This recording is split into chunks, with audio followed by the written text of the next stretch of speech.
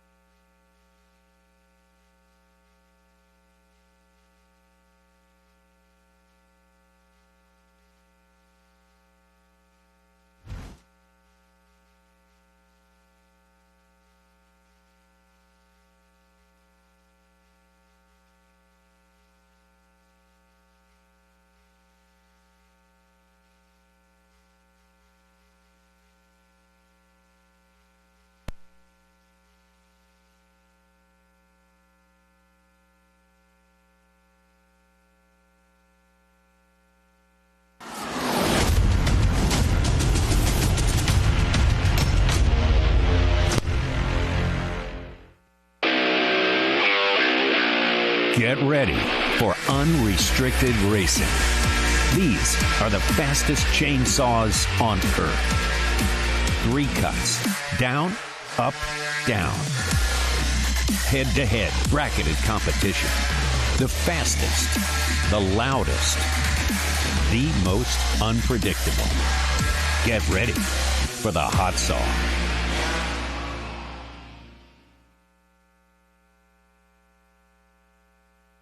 Good evening and welcome to Virginia. Welcome to Jackalope, Virginia Beach, our fantastic setting for this one-of-a-kind event, the 2026 STIHL North American Hot Saw Showdown.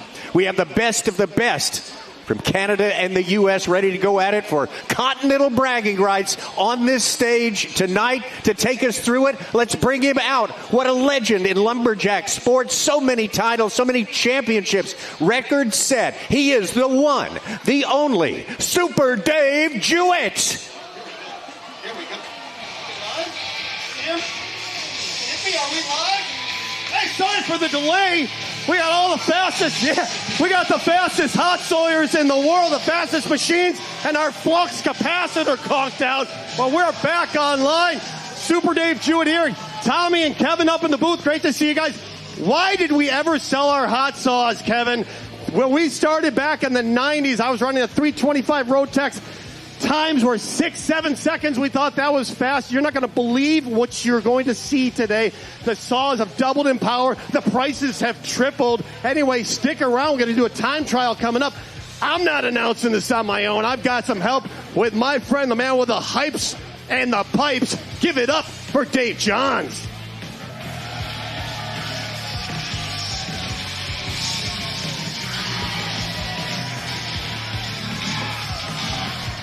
Super Dave, it is great to be here in Virginia Beach, man. The first time the Hot Sauce Showdown on American soil. Dude, this is going to be epic. I am pumped up. 15 of the best hot sawyers from North America here, and the world record holders here, Mr. Nate Hodges. Yeah, it's unreal. I don't even want to talk about his saw right now. All I can tell you, it's over 400 cc's.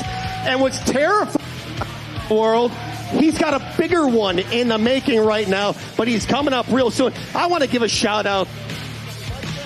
Micah DeForge, he is the executive producer of the Jackalope Fest. Are you live? To be partnered with, and let's bring him out. Yeah, come on out, Micah. Give Micah a big round of applause, everybody. Thank you guys. Thank you guys for being here. A big round of applause for STIHL Timbersports. On behalf of Jackalope, it's a pleasure to have you guys, the OG Action Sports, the OG Extreme Sports, partnering with Jackalope. This is amazing. I want to thank Adam Wolf and the whole team of STIHL USA. This show is going to be epic. Thank you guys for being here. Beautiful weekend ahead. We love you guys. You're all part of the Jackalope crew now. Please make a lot of noise for those athletes. This is going to be insane. Let's go, Virginia Beach. Micah, thank you so much, man. This is going to be awesome. I cannot wait to watch some of the other action here this weekend.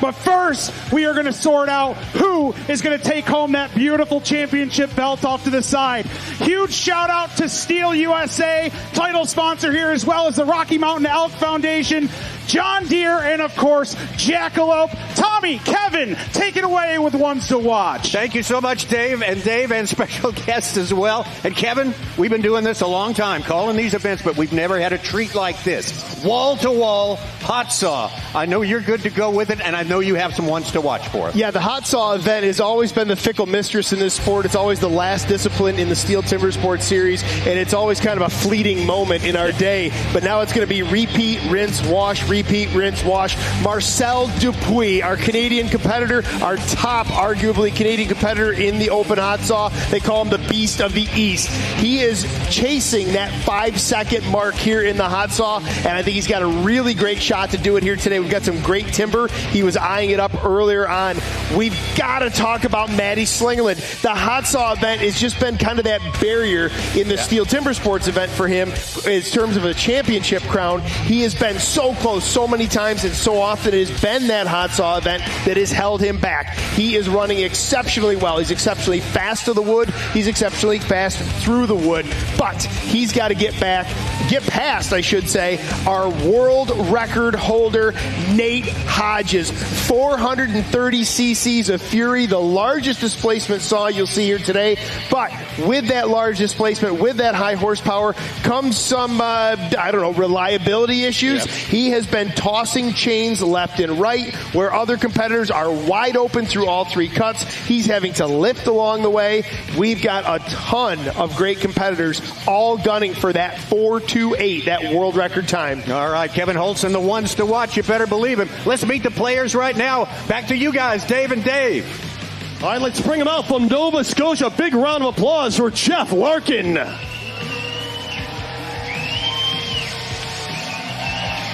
From Sheboygan, Michigan, let's hear it for Dakota Rubarge.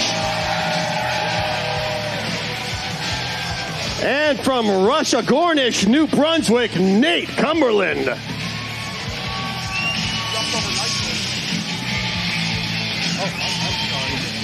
From Newville, Pennsylvania, let's hear it for Alex Storm.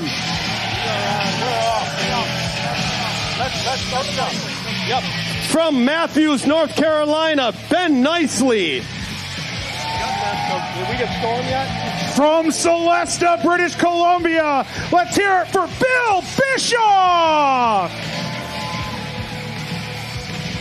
And from Morgantown, West Virginia, give it up for Josh Wilson. From Walpole, New Hampshire, let's hear it for Trevor Beaudry. From Union Corner, New Brunswick, Ben Cumberland.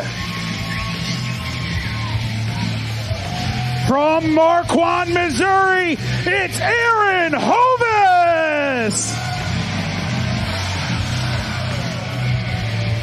From Diana, West Virginia, this is Jason Lentz.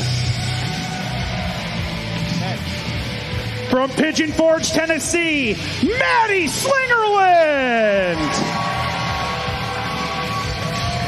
All the way from Memram Cook, New Brunswick, Marcel Dupuis. From Grafton, West Virginia, let's hear it for Matt Cogar. And the man that holds the world record in this event at 4.28 from North Fork, California, your two-time national champion, Nate Hodges.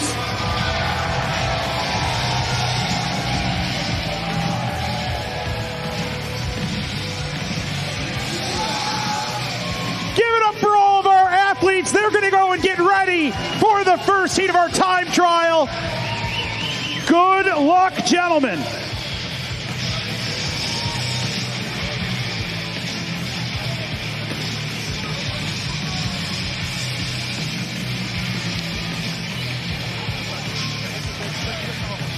And our two head judges, let's bring them out, Rich Hallett and Chris Alba.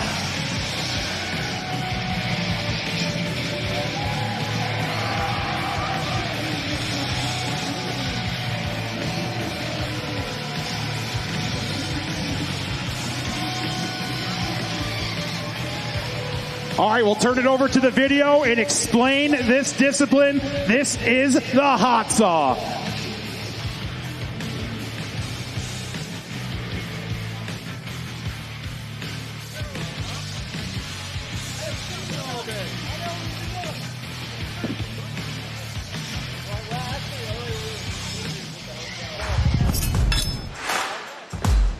Hot saw.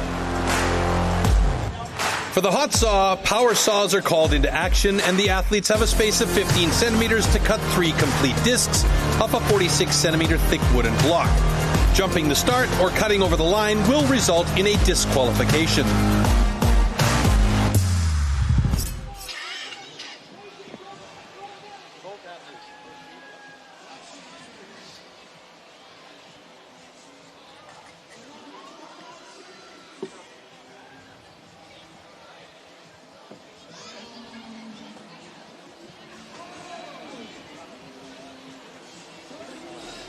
All right, hot saw discipline.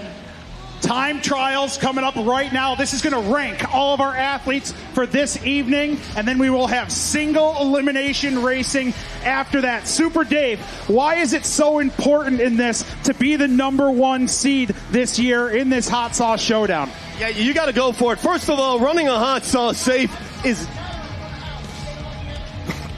We're going to talk about it, but the boss says we're ready to go, Dave. I'm getting an earful. Here, so let's bring him out. This guy's running a 380cc Honda from Nova Scotia. This is Jeff Larkin. And his opponent from Matthews, North Carolina, running a 330cc is Ben Nicely. Larkin in the red on the left, Nicely on the right from Matthews, North Carolina. What I like, Dave, first of all, you got to give a hand to the deck crew. The logs are square. They get up there. They see everything. They see the deck. They see the floorboards. That log has to be square. The bar is at 90 degrees of the log. If that is off, it throws their trajectory off. I talked to Matt Cogar about it. We'll get a word with him later. Beautiful presentation, and they will start after a warm-up. They'll actually be in position for the third cut, for that third down cut. If they're out of position, they're going to be uncomfortable going to that third and very crucial cut within 6 inches of wood.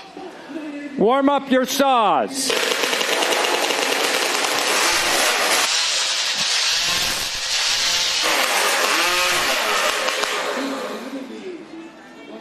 Now this is one of those things where you don't want to risk it all right now and potentially throw a chain or anything. These are going to be controlled runs, getting used to this wood up here right now. Well, as the gentleman said, Kevin, this is a qualifying round and a time trial format. We will have a number of matches to rank our programmers, rank our athletes for 30 seconds combat coming up later.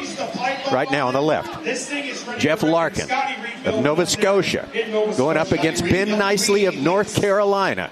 This is Canada versus the U.S. to kick things off at the Hot Sauce Showdown. Well, Tommy, there's been a lot of discussion about Jeff Larkin and his saws, big sprocket changes, big motor changes. He may have the most improved saw coming into this event, and I think he's already won the Dark Horse Award. Very Athletes curious to see ready. how this time trial goes for Larkin. To your timber. 3, 2, 1, go.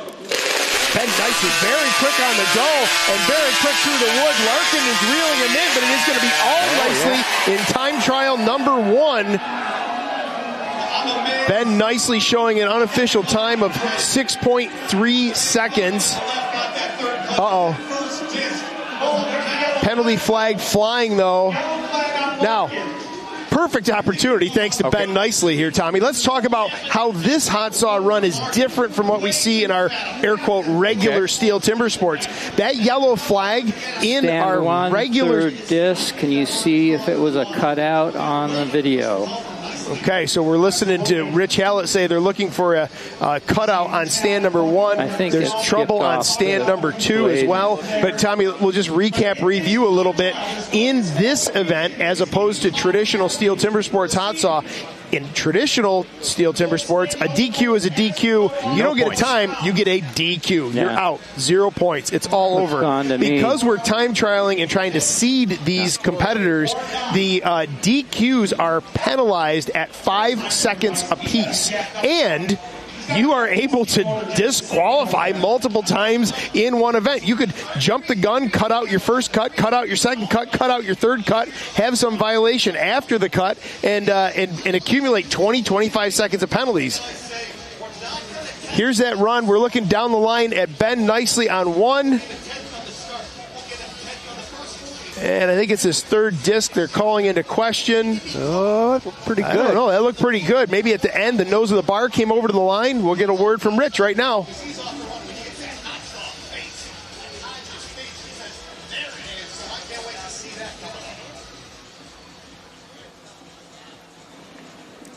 All right, gentlemen, your cut was good. DQ, cut over the line, 5-second penalty. Wow, what a turn of events that was. So, Tommy, I think that's where it happened, was at the end, or it happened on the operator side of the log where we couldn't see, but the nose of that bar after the third cut.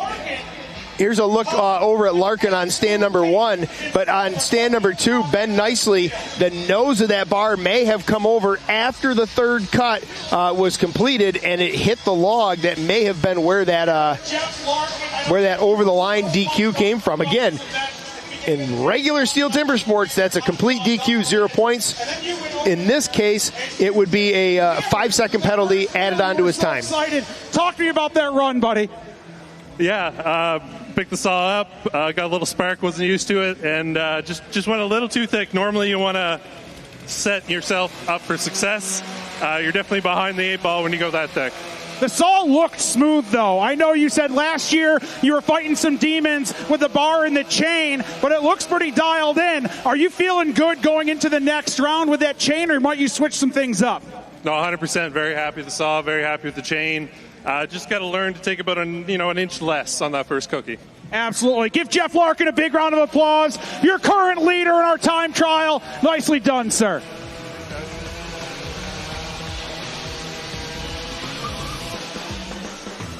Well, Here's that run from Jeff Larkin. You can see that first butcher's block hit the stage. That really minimizes the amount of product he has to work with on cuts number 2 and 3. He lines up very carefully to shoot that third disc, and I believe what happened, the reason they may have thought that was a cut out, I should say, is that third disc came off, it hit the top of the chain and flew away. It may have eroded part of that disc after it was off the block. Here's that run from Nicely. I got to look to see where this cutout was. Here's number 3. It looks like he's got plenty of room. It looks like he's square. And there, the camera kind of goes away. Did you can see coming back up? Yeah, the nose of that bar was kind of coming up. I don't see any marks, though. It may have happened on the operator side of the block where we couldn't see it. Well, heat number 1 is in the books now.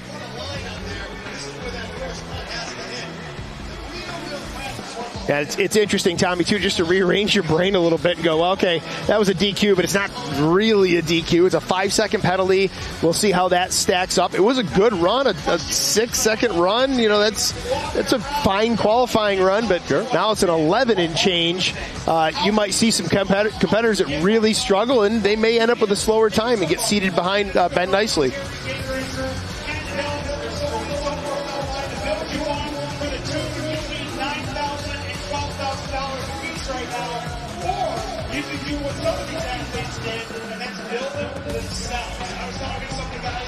Earlier in the locker room, they've got about $6 to $7 grand in the build themselves, not talking about their times. And Dave, talk to me a little bit about the motors, because you've been a hot saw racer for a long time, buddy. Talk to me a little bit about the motors. Right, I got into it with a 425 Road Tex out of a Skidoo snowmobile, actually a jet ski. Came out of a jet ski. Remember though, these engines are air cooled. The water jacket, they'll put bar oil in it to send high pressure oil out to lubricate the chain, cool the chain, doing 200 plus miles per hour. Again, after 6 seconds, these saws are getting so hot, they have to finish the cut. They're out back there right now trying to get these saws cooled down. They're going to be back in minutes running them again. Yeah, and we've seen that where guys run too fast, create issues with those saws, because they are bored out custom cranks in these saws, and that can really spell disaster for some of them if they don't get them cooled down. All right, heat number 2 from Sheboygan, Michigan. Let's hear it. On position 1 for Cody Robarge. On position 2 from Grafton, West Virginia, Matt Cogar.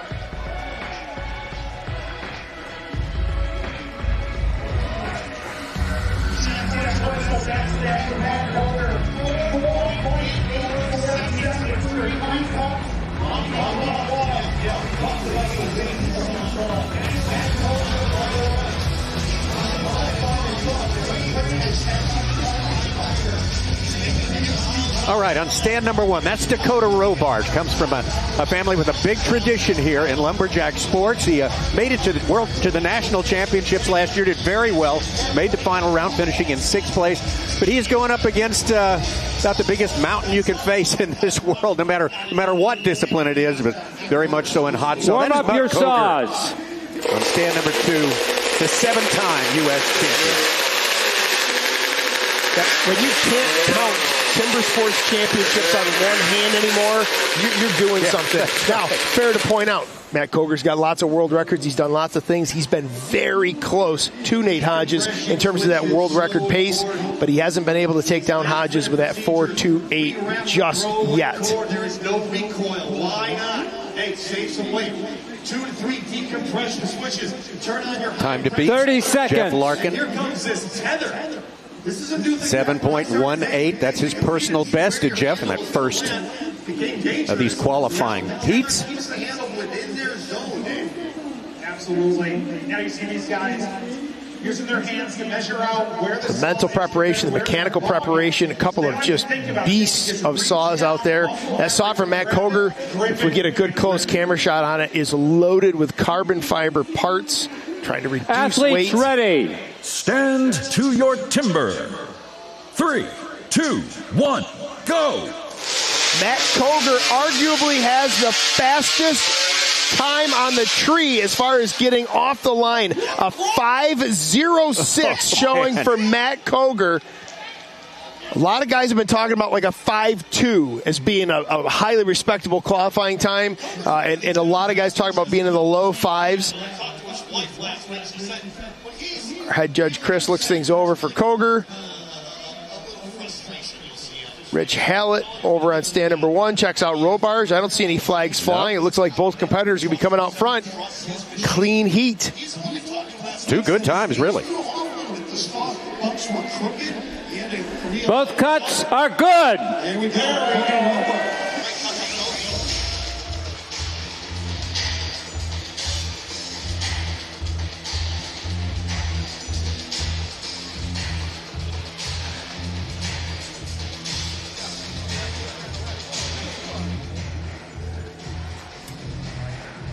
Well, and Matt took his saw away. He's like, I'm not talking to those guys yet. I'm not giving him any of that secret sauce behind that powerful run.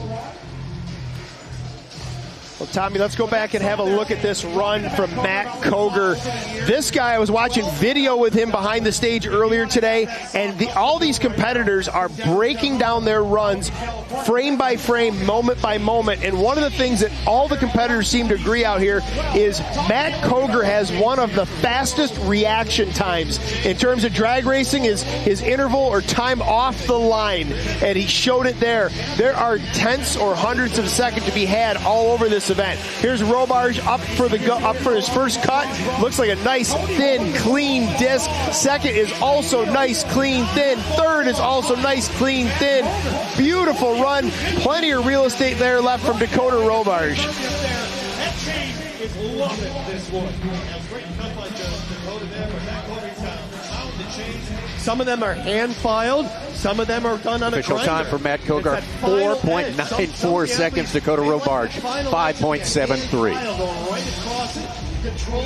Some of them like the grinding. A grind edge, maybe a slight serration. We can talk about. I think Matt Cogar just disrupted the field a little bit, because I spent a lot of time talking to competitors earlier today, and we were talking about time trial strategies, and they want to seat themselves well, but they don't want to blow up their saw. They don't want to tear apart a chain. You can't leave it all on the stage in the time trial runs. You've got to be able to build into the day. So a lot of guys were talking about these 5 1/4, 5.2, 5.15 runs as being solid, respectable runs.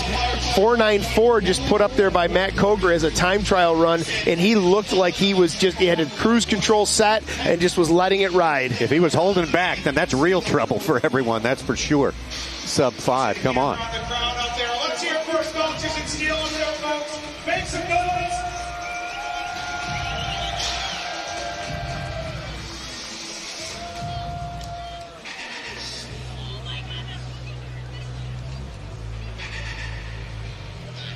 All right, looks like we're just about set, ready to go for our next heat, our third heat here in our Hot Sauce Showdown.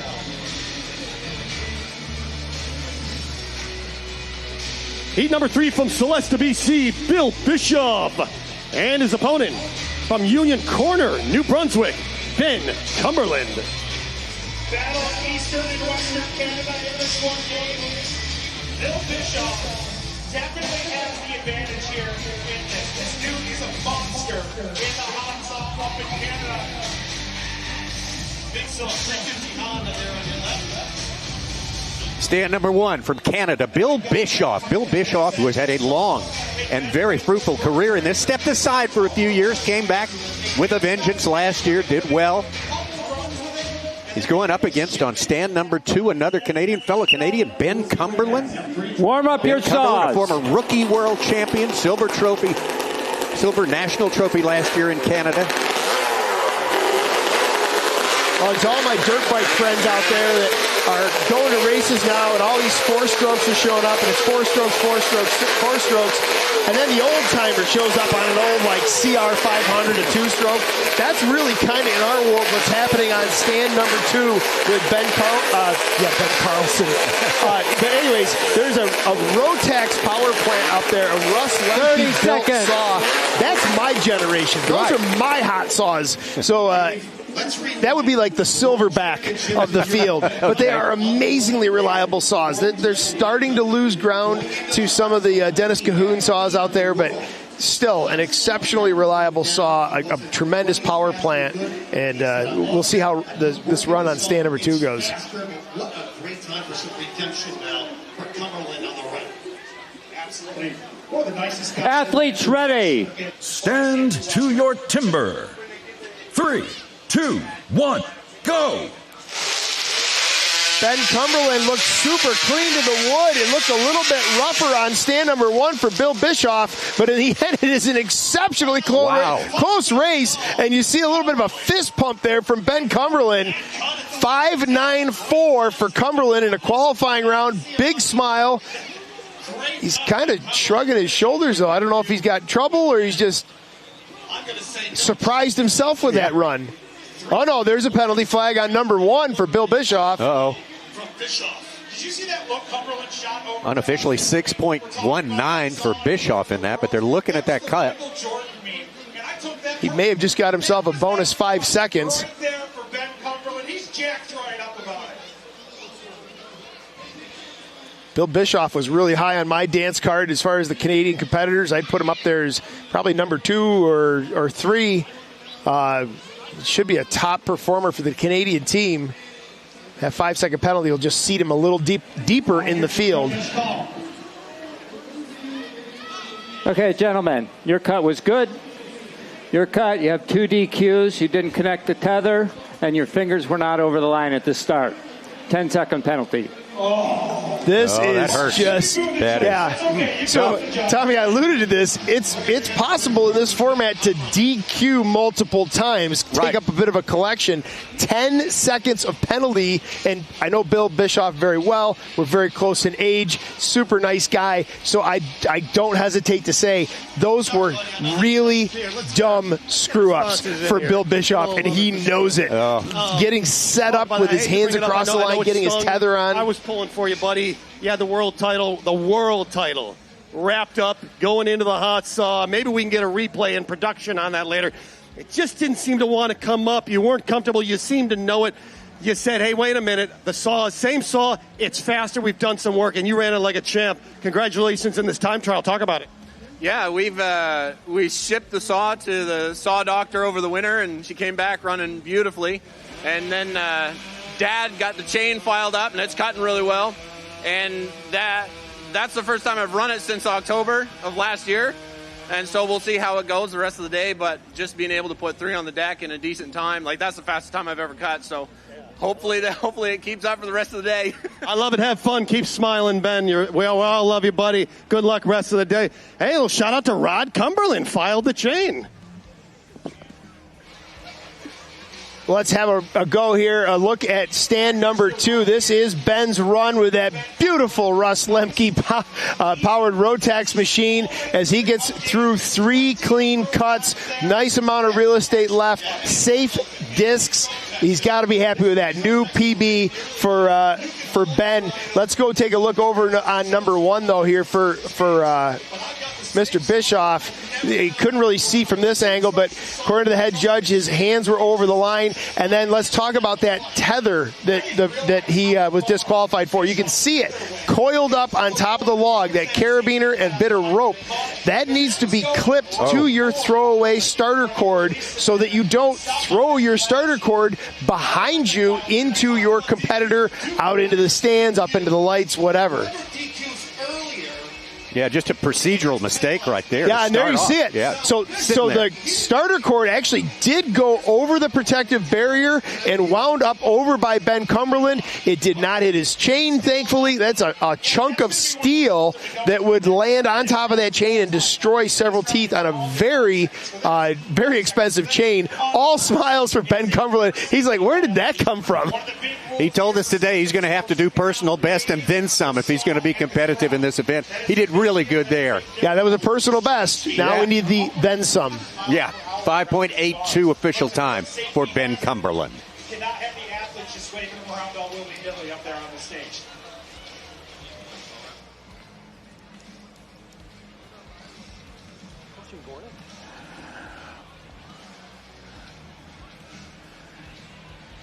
All right, Heat 4 coming to the stage next. Out of New Brunswick, Canada, let's hear it for the big man, Nathan Cumberland, taking on Aaron Hovis out of Missouri.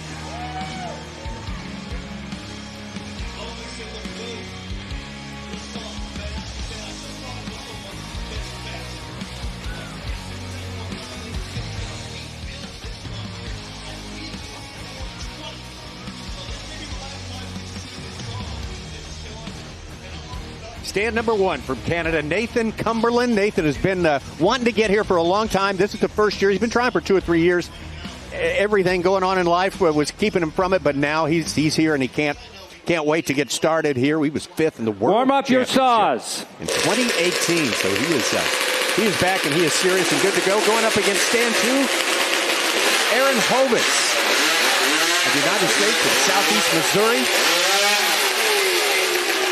Aaron got a personal best under 6 seconds. Yeah, we got a lot to talk about with Aaron Hovis coming up on Sunday for the trophy event and the work that he's been putting in. But we got to talk about his hot saw today. It is doing well, but not as well as he'd like. He has another saw in the works that is stronger, but not yet ready for competition. So this is the maybe slightly slower, but the safe choice. When he gets his other saw online, this one is getting a new jug. It is going to jump up way, way higher in displacement, and this should be the new beast for Aaron Hovis.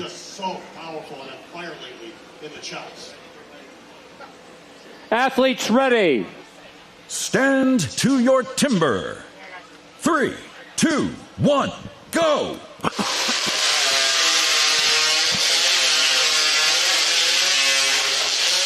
Trouble on stand number 1 for Nate Cumberland. Aaron Hovis looked very good, very clean to the wood. He even said earlier that he hasn't had the time to put into the hot saw because he's been spending so much time working on his trophy events. But decent run. And then we'll wait to see how many, there's at least 1 penalty on stand number 1. There goes the flag. I see no sign of crayon anywhere on stand number 1. Hopefully that's the only 5-second penalty because, again, Tommy, you can accumulate them. You can rack them up. You can rack them up. It's possible.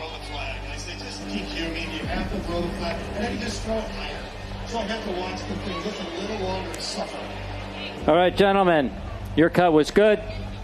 DQ, cut the line, 5-second penalty. And even though Hodges, we need you over here, big guy. Yeah. Boy, this guy is put effort in. Dave, I'm going to let you interview this guy. I got you. We talked earlier about the hot saw you have, the hot saw that is on the way, or you were going to. I said, "Oh, you're going to rebuild the new hot saw." You go, "Hell no! I'm rebuilding the one I'm running today." Tell us what's going to happen with the saw you just ran out there when we see you here next year. Well, it's definitely going to go under the knife. There's enough guys that are running a lot bigger motors than I've got, so I'm getting outmotored. So that's going to be coming down the pike soon. Can you tell us what size? I'm looking at around 380 to 420, somewhere in that range. I love it. And do you feel that that's going to compromise your speed to the wood? What possibly will change in a negative way? It's just a little bit tougher on the switches maybe, but as long as I keep the throttle down, which I try not to burp it, and I rarely ever burp it, but for some reason I did there. But as long as I don't burp it, it'll be fine. We'll see you in a few minutes. Get that saw cooled down. There you go, Aaron Hovis. Well, here's the run from Aaron Hovis. We watched that saw come up. Very nice, clean, consistent cut. A little bit walking into the log, which sets him up for a slightly thinner second cut, but just very automatic, up and down through the log. It looks so effortless when you get an operator that knows what they're doing, but there's so many forces on the saw, and I think that's what played in here for Nate Cumberland on stand number 1. You hit that throttle and the RPMs come up. If you've ever ridden a dirt bike and you jump in the air, you can blip the throttle and change nose up. You can hit the brake and send the nose down. So trying to steer this 60-pound, 60-some-odd horsepower saw into that, and you can see it right there. Oh. You see him blip the throttle, and the bar just leaps into the air as he dives into the wood.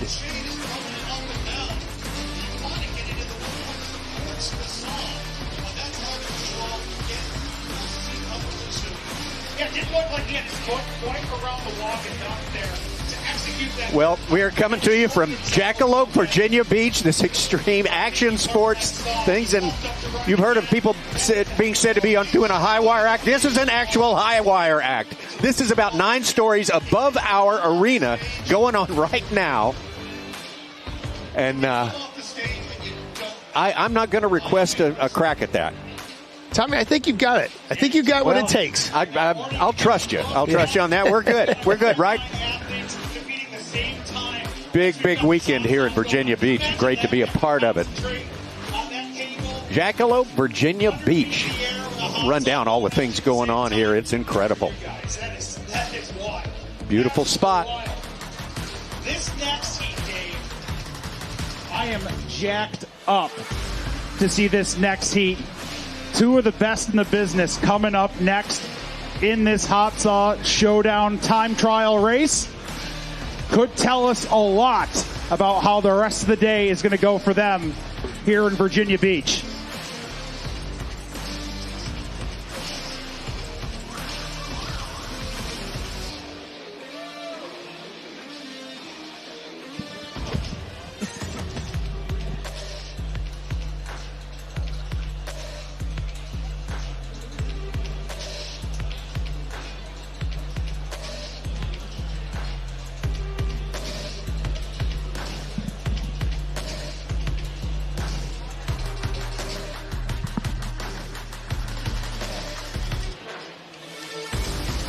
All right, once we get word from the truck that we are good, we'll bring the athletes up onto the stage. But you can tell Maddie's itching. He's itching. They're going without us. They don't even care. We're gonna they don't even care. Yeah, They're going. All right, hailing out of California, the world record holder in this hot saw. Let's hear it for Nate Hodges on position 2. Maddie Slingerland on position 1.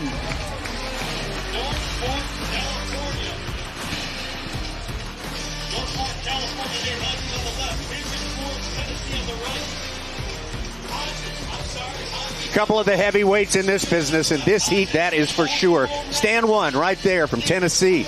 Matt Slingerland, personal best of 4.81. So many silver medals for him. He's come so close to national championships. But he's going up against a tough customer here. How about the world record holder right now? Warm Nate up Hodges, your saws. U.S. champ 24 and last year in 25. World champion winner in 2024. His personal best is a 4.28.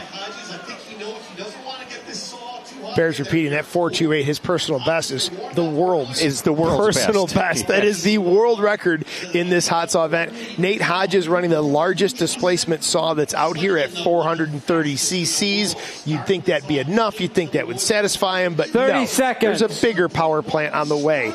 This saw is having an issue ejecting chains quite frequently. So it could be a crank out of balance. It could just be too much power, too many RPMs, too much chain speed. We'll see how it goes here in qualifying round. Motor here on position 1. All right, here we go. Preview of what could be our final here later. Time to beat Matt Cogar's 4.94.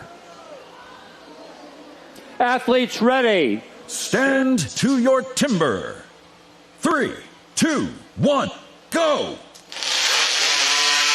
Both these guys exceptionally quick to the wood. There And it the is. chain is off. Wow. Matty Cogar,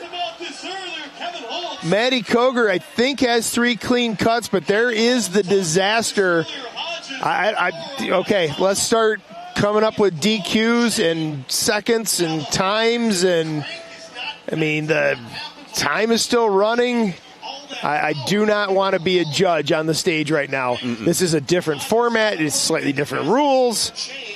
We're hoping that saw will be able to be run again in the next round. Slingerland looks. So okay. So he didn't DQ. I don't think he jumped the gun. He did get his first cut off. He did not get the next 2 cuts off. Here's a look at that run on stand number 2 from Nate Hodges. We'll watch this back in slow-mo. There's just so much torque in this motor. It looks like cut number 1, it would be good. He slams it up into cut number 2, so he is cutting. He did, so where I thought that went Western for him is getting the chain started crooked in the bottom of that log, but he is up in the wood cutting. That's one of the best case scenarios. It keeps pressure on that chain. It keeps the chain in the guide bar. The chain didn't break. How did it stop? It just walks off the nose. Wow. Boom. I don't think it broke. Look, it still looks like it's a complete loop. It just discharged. Could be where the chain comes off the sprocket onto the back of the bar, and then that automatically puts the chain off to the side of the guide and sends a bad line down there. But let's talk about the good here. Let's talk about Maddie Slingerland's run. Here we are. We're up for number 1. A little bit heavy on that first cut, but not terrible. He still has plenty of real estate. Gets a little thin on the second one to make up for it. And then that third cut with plenty of real estate left. That's about as textbook as you could possibly get. I wasn't even really paying attention to his second, third cut when all the chaos. Oh, here we go. Look at this. There's a broken disc for Maddie Slingerland. I'm not worried about that, Tommy, though, because you can tell that wood was cut. That is not down to like a paper-thin edge. It looks like it may have come down and hit the top of the bar, hit the stage, and broke out. We'll see if we can identify when this happened. And we're now talking about, 5 seconds versus no 5 seconds. Oh, it's already cut out. It's already cut out. Yeah. So that's... Was that a defect in the log? Because look, there's a little bit of it in the first cut. Yeah. Yeah, good luck with that. Yeah. Tommy, have I ever told you how much I enjoy being up here with you and not on the stage as a judge? Yeah.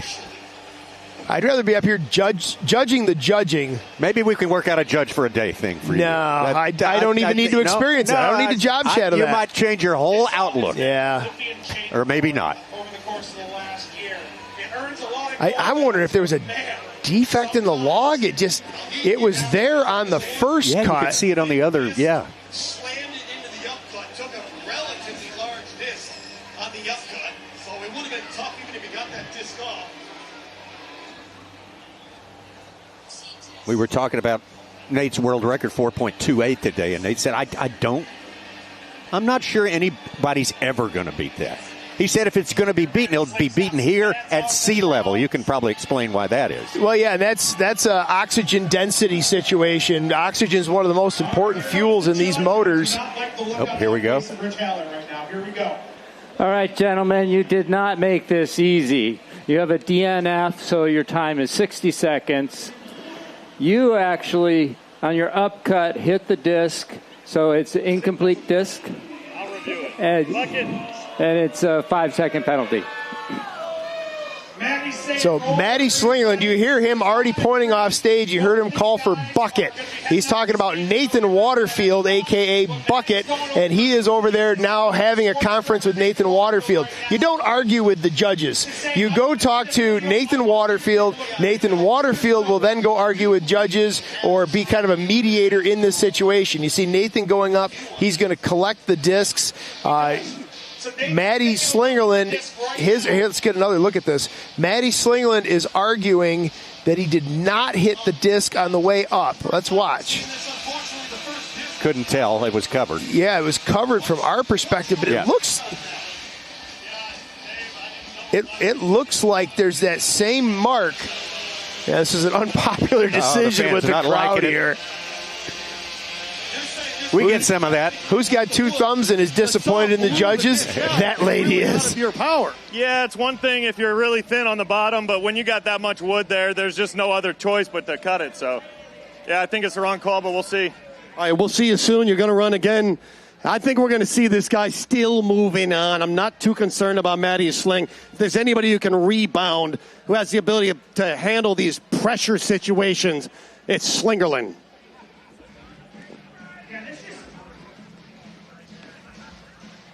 These guys are really looking for that number 1 seed in this because they don't have to race anybody in that first round. We had one of the athletes drop out. But all right. right, folks, if you want to be on the big screen, take out your phones right now, scan that QR code. We've got our STIHL Timbersports Series fan cam live here tonight. So make some faces, have some fun with it. Check in with STIHL USA up there and scan in. Say hello to the people. Let's see those faces out there. There we go. That's what we're talking about.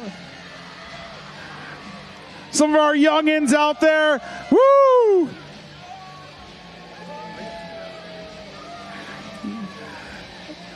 Yeah. Thank you guys all so much for coming on out to Jackalope this weekend. Again, we got our Hot Style Showdown tonight. North American Women's Cup, 1 o'clock tomorrow. And then our trophy race for the men's series. That'll be on Sunday at 1 o'clock.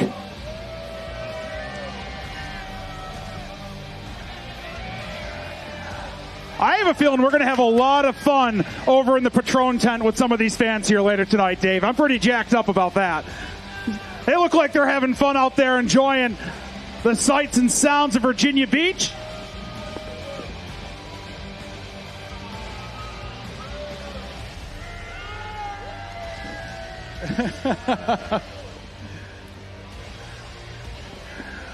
All right, looks like we're just about set, ready to go for our next heat.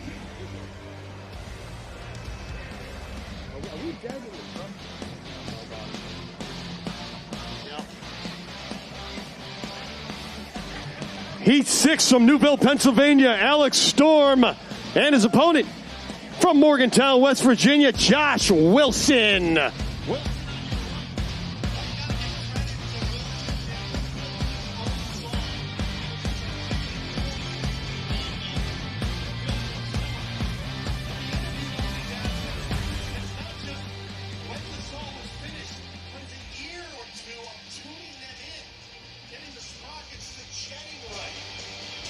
Yeah, he told me in the warm-ups it took about 45 hours of labor to put the saw together, 2 years to get it tuned. Warm up your saws.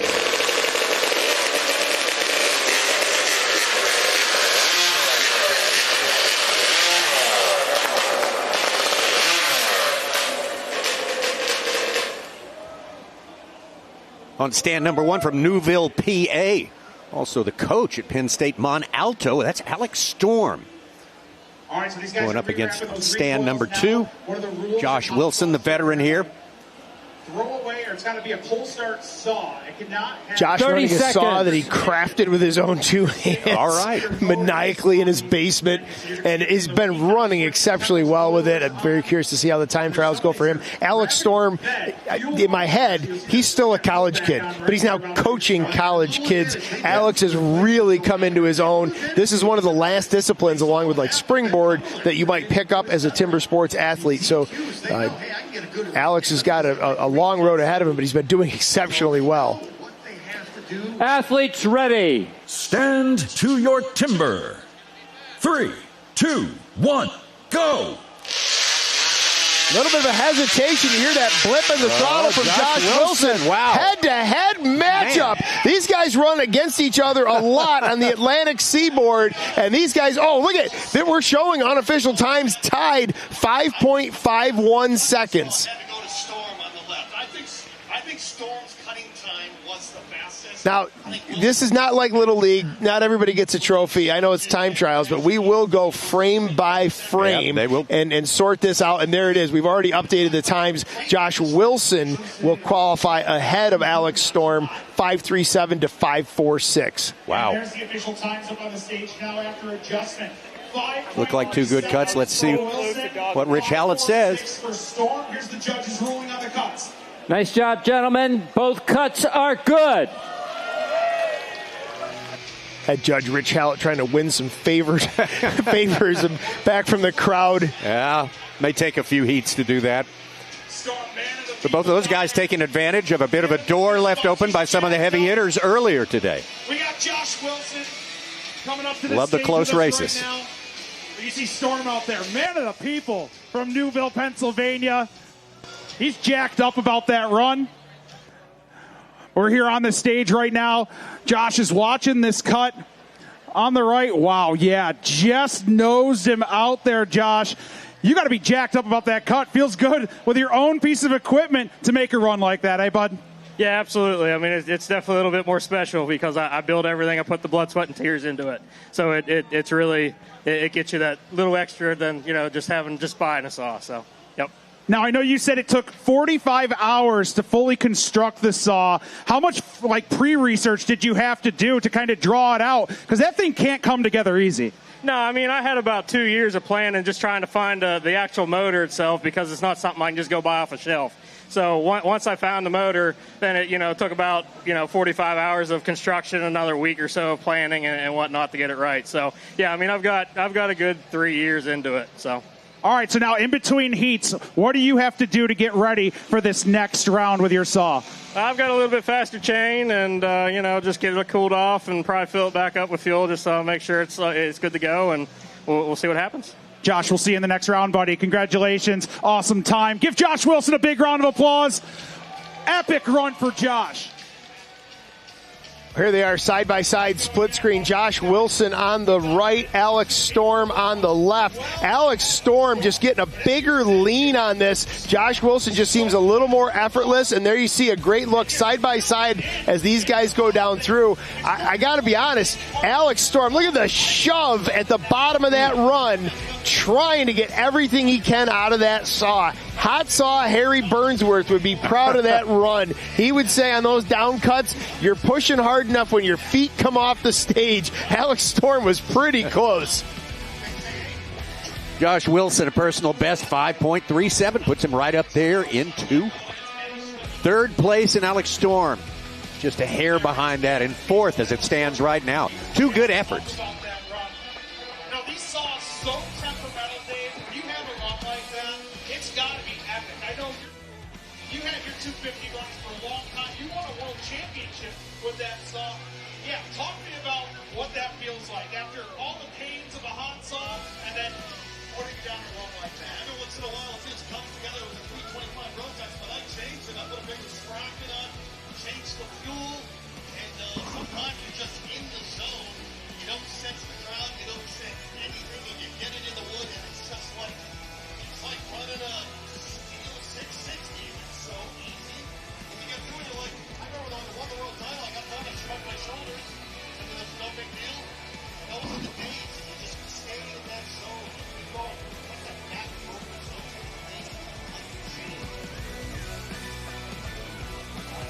Making sure we got a full complete line around that wall.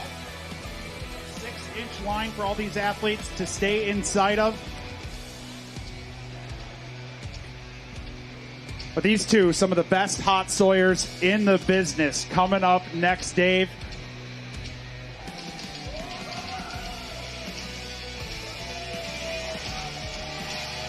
From Diana, West Virginia, Jason Lentz, and his opponent from Memramcook, New Brunswick, Marcel Dupuis.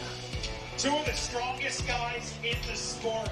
Jason Lentz, 6'6" animal on position one, and then we've got the firefighter over there on position two. Marcel Dupuis, this dude is a savage with a hot saw. There he is on stand number one, the American in this final heat. The final heat of two players here. We do have a single to go after this, but that is Jason Lentz. Jason Lentz is certainly definitely one of the top tier guys for a good many years here. He is part of the establishment now and has been for a long, long time. National championship. Warm up your saws. Going up against the beast from the east, Marcel Dupuis of New Brunswick, Canada. 4-time champion, Canada national champion. Marcel holds so many records up there. And Marcel Dupuis, arguably the strongest hot saw operator on the Canadian team. He's got a lot of guys chasing him down, though. It's an amazing run coming in from the Canadian team. Jason Lentz, as you mentioned, he is part of the conversation every year at the STIHL TimberSports Series with guys like Matt Cogar, Nate Hodges, Matty Slingerland, and Jason, in his hot saw operation, he really has come into his own in this. He gets some amazing chains done by his dad, Mel. He's got an exceptionally good power plant, and when it all falls together, he is capable of world record pace. All right, athletes are ready. Looking to capture that #1 seed and practically have a... Athletes ready. Stand to your timber. 3, 2, 1, go. Great side-by-side view. Look at how quick Jason Lentz is to the wood. Wow. And just shoving that saw down through a 5.61. It did not seem to be very bright or responsive based on the effort he was putting into it. And trouble on stand number 2 for Marcel Dupuis. You can see they're already adding penalty time on there. Or they will, I should say, most likely be adding penalty time on. He went back to try to get a complete disc, and I think he went over the line. He might have 10 seconds of penalty on there at least. All right, here's the run from Marcel Dupuis. We watch as he comes up. Saw gets a little bit crooked, and as he revs up, it's just kind of running around on him a little bit. You see him also shift his top hand. There it is. Terrible cutout on that upcut. Comes back through the down cut. That is very thick at the bottom. He realizes he has a missed cut. He goes back to try to reshoot, and I believe it erases a section of that line right there on the far side of the log. So that probably will be 2 penalties, 2 DQs, so 2 5-second penalties. Both cuts are good. That's what we like to hear. Give a big round Wow. of applause. Excellent job, gentlemen. Both cuts are good. Thought for all the world he'd missed it on that last go back. Yeah, I can't wait to see that on replay. I mean, maybe. So the rule, Tommy, is you cannot sever the line. So maybe there was a little bit of wax there. A little bit of color. The assistant global sports director, Nathan Waterfield, they determined that there was a grapple pinch mark on Maddie Sling's log, which caused that cookie. Here's a run from Jason Lentz. You can see him get up over that saw. And I don't know if I just don't feel like he's running one of his good chains. You know, it's qualifying time. He's kind of putting it together, but it just didn't seem like the Jason Lentz run we're used to. No, Again, not at could all. be qualifying. Let's take a look, though. This is what I really want to see. This run from Marcel Dupuis. I need like X-ray super magnifying vision to see this third cut come down. So cut number 1, no issues, except look at him move his hand. That's just not what you want to do to shift your position. Cut 2 is rubbish. Cut 3 is husky. And then he goes back for cut number 3.5. And I swear he deletes this line. Tommy, there must be a little bit of wax hiding out there, just enough along there. You can shave that line, you can diminish that line, but you cannot sever that line. And you know our judges; they're not, there's no mulligans with these two. No. So if they say there's crayon mark there, there's crayon mark there. Heat 8 coming up next in our hot sauce showdown. Dude, this has been absolutely incredible time trials to start. We're going to kick it up a notch in our next round. Single elimination all the way to the finals. We will crown this year's Hot Sauce Showdown champion. They can take off this awesome Steel Timber Sports Series belt up here on the stage.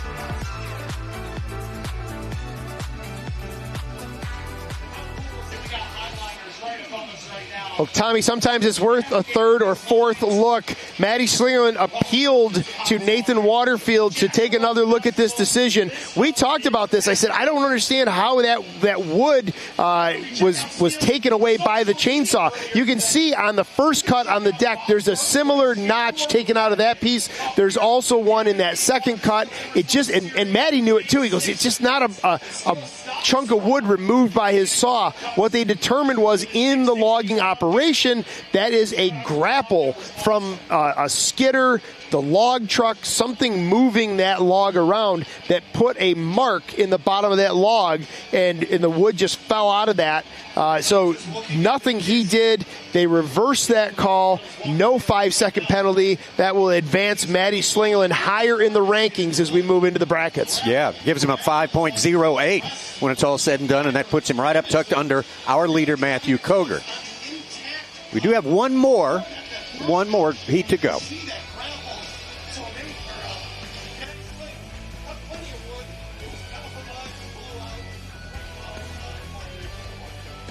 All right, final heat of our time trial from Walpole, New Hampshire. Let's hear it for Trevor Beaudry.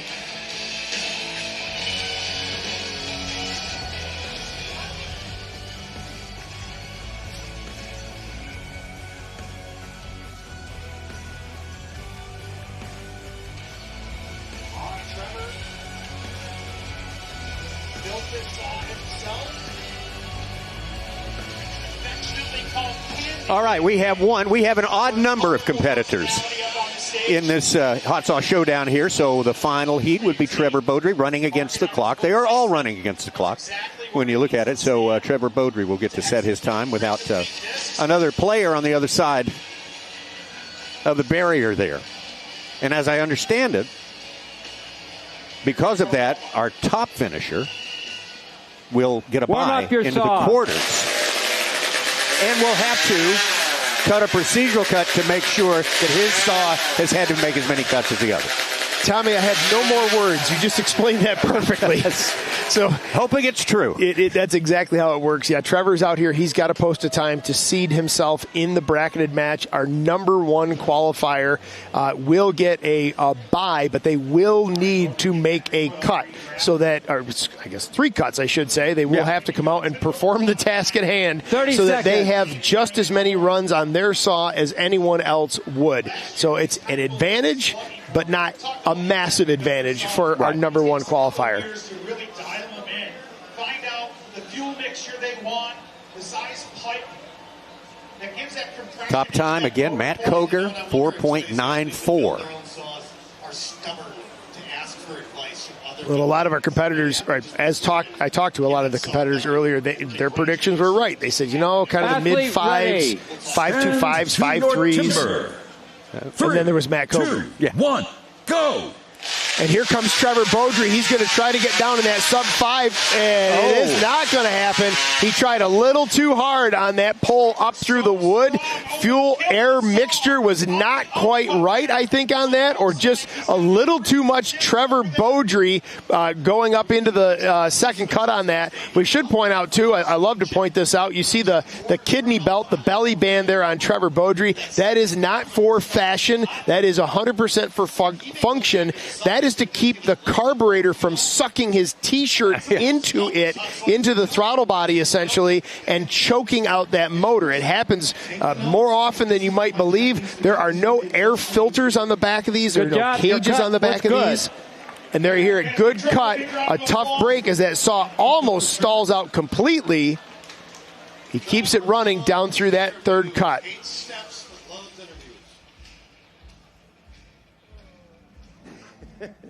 Don't do any Ricky Bobby stuff while we're up here. You get me laugh. What happened on that second cut? If you're not first, you're last, Dave. Tell us how your saw pulled down.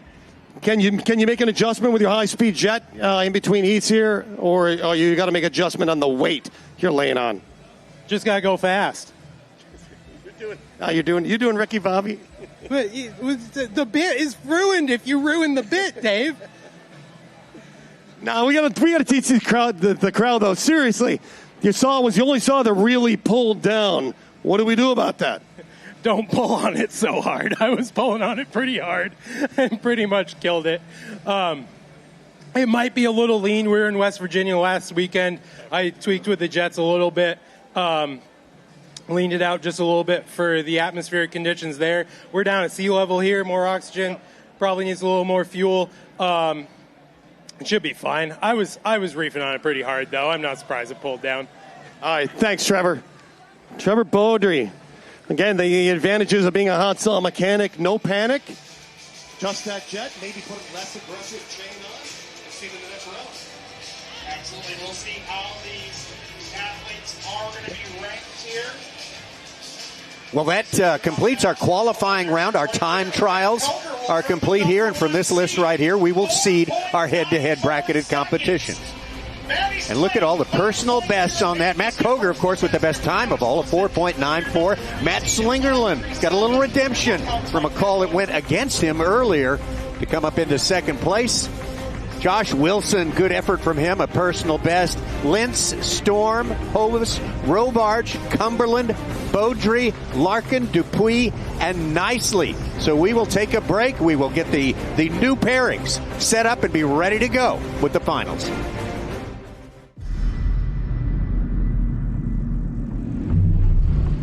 When you spend 100 years building chainsaws, you get really good at building chainsaws.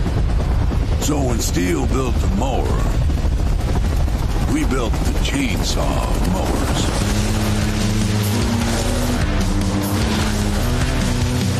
New blade, same bloodline.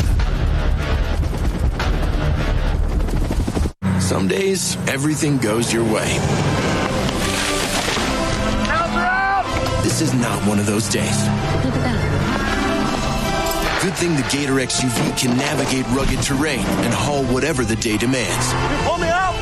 Because when work happens, you've got a Gator for that. The Gator XUV, built for every kind of workday. The power's out!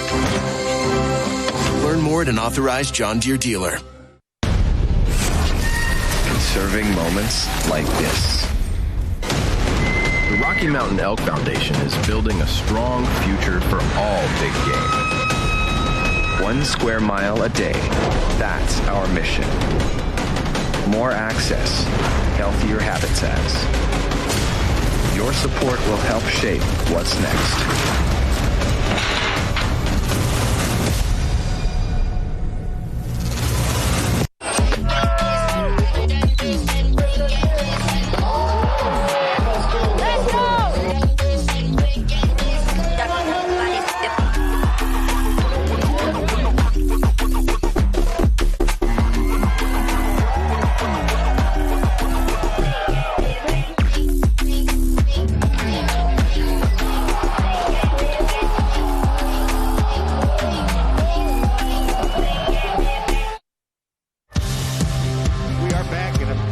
Special place.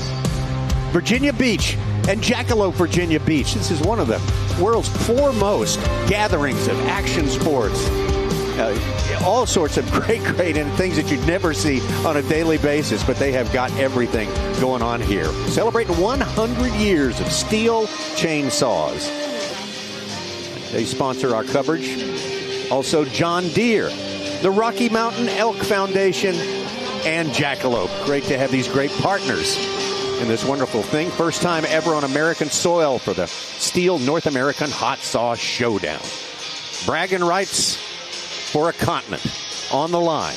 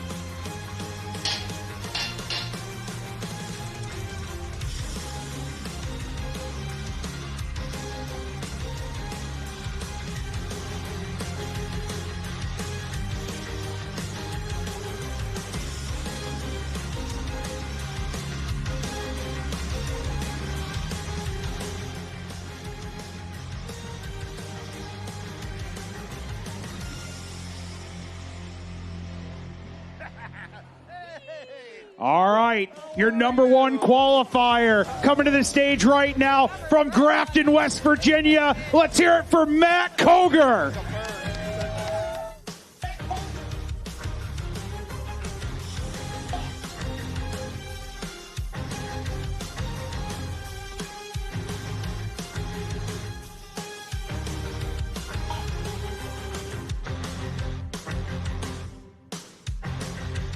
Well, this is the cut we were talking about. This is kind of a procedural thing. Matt Cogar, being the top qualifier, gets a bye into the quarterfinals, but we've got the round of 8 to go before that.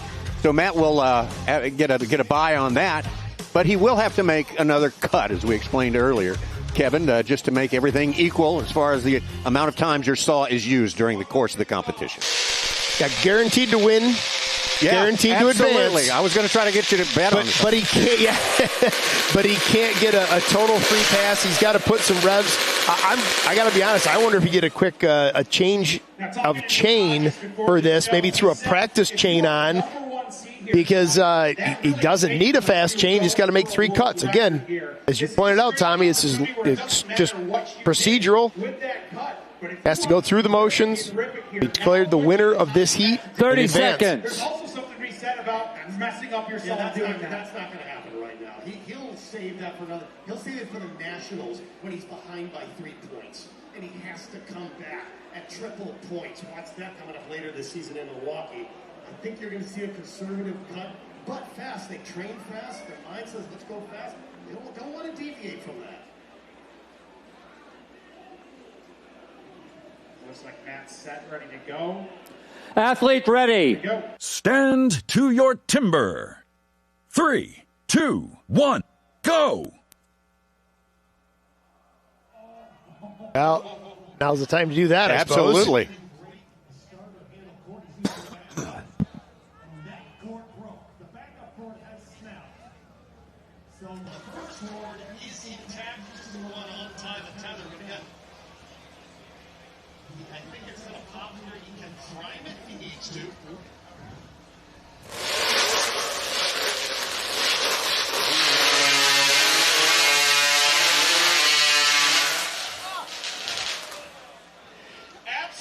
Well, just rubbish everywhere, Tommy. Yeah. Absolute rubbish everywhere.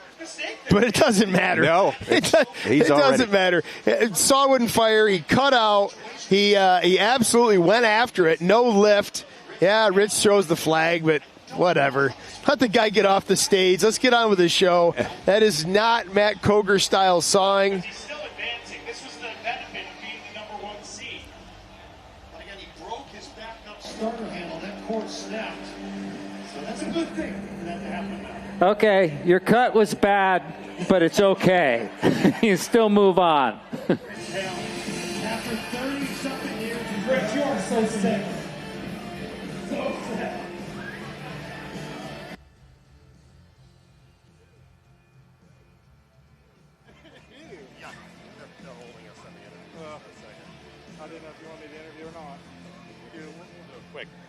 Yeah, Matt goes, ew. Yeah, Matt. Look, the reality is you're a professional, you're competitive. There's something that happens when you have a competitive, you've got someone you're going against. You're coming from behind. You're trying to win a national title. Going out there on your own to just make 3 clean cuts, it's not easy, right? I think we like to say, like in bike racing, attack, accelerate to avoid conflict. Sometimes you want to go fast. Yeah, no, it's an opportunity to run as quick as you can, and I kind of went out there. I was like, okay, we'll have to put this 3 cuts together. We'll try to see what happens, and I'm glad I got all that mayhem out of the way, and maybe things will be better on the next round.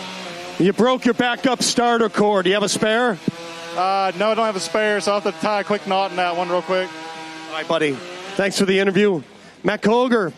We'll see him again, our number 1 qualifier. Our number one qualifier thankfully had a bye run here, or he would have been out in the first round. Our number one qualifier would have been eliminated. So all sorts of chaos going on here. His first pull on the starter cord, it did not fire. He grabs his backup starter cord and goes to give it a pull here, and that cord snaps right at the handle. Now he's got a hunk of rope wrapped around the crankshaft, goes back to starter cord number one. He finally gets the thing going, attempts to get 3 cuts on the deck, ends up cutting out, and you hear, and, oh, I didn't even see that. He was actually standing on the tether cord, and it was over the expansion chamber. So when he went to lift the saw up, it's tied to the stand, and he's standing on the other end. I need a whole steno pad to write down everything that went wrong with that run from Matt Cogar. Oh, you put it best. What a great opportunity to be unopposed. Yes, that is the meat of the whole thing right there. He could have pulled all sorts of shenanigans.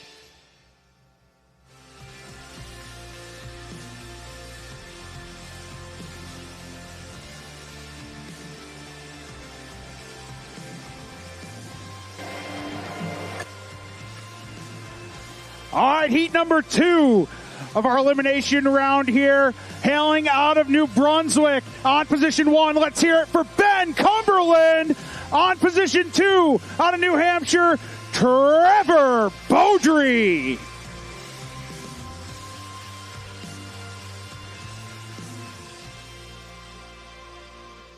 Stand 1 right there from Canada, passing on into the round of 8. Here's Ben Cumberland. Got his personal best with an 8.09 in our qualifying round. He'll be going up against, on stand number 2 from Walpole, New Hampshire, Trevor Beaudry. School teacher there. His personal best as well, laid down a 6.44.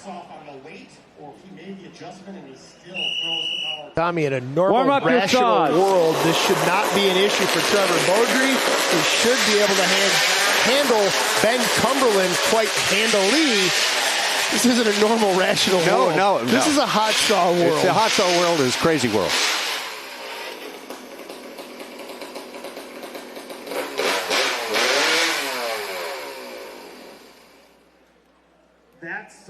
I try not to pull favorites. And I guess I'm not really rooting for Ben directly, but I got to root for the classic Rotex powered machine in a field of Honda motors right now. You have your allegiances. Yeah. I have my gray hair. I think that's what it is. It's the nostalgia of that classic red cylinder head, black lower case. Great saws for many, many years, and obviously still on the stage, still getting it done. But again, in a normal, rational world, this should be Beaudry pretty handily. Stand to your timber. 3, 2, 1, go. Both these guys are way very quickly. Both these guys into the wood clean. Trouble on one for Ben Cumberland. Oh, the chaos continues. Looks like a handy win for Trevor Beaudry, who will advance. Ben Cumberland, I don't think he is going to get credit for this. We got to talk about how you disqualify now in this round. Yeah. The whole 5-second penalty thing, forget about it, Tommy. You got to let that stuff go. That was old news from time trials. Right. But there's still a kind of weird DQ rule here in this hot saw event. I'll tell you about it right after Rich comes out here when we get our interviews done. Both cuts are good. There is both cuts are good. Beaudry officially at 5.65 seconds will advance to the next round.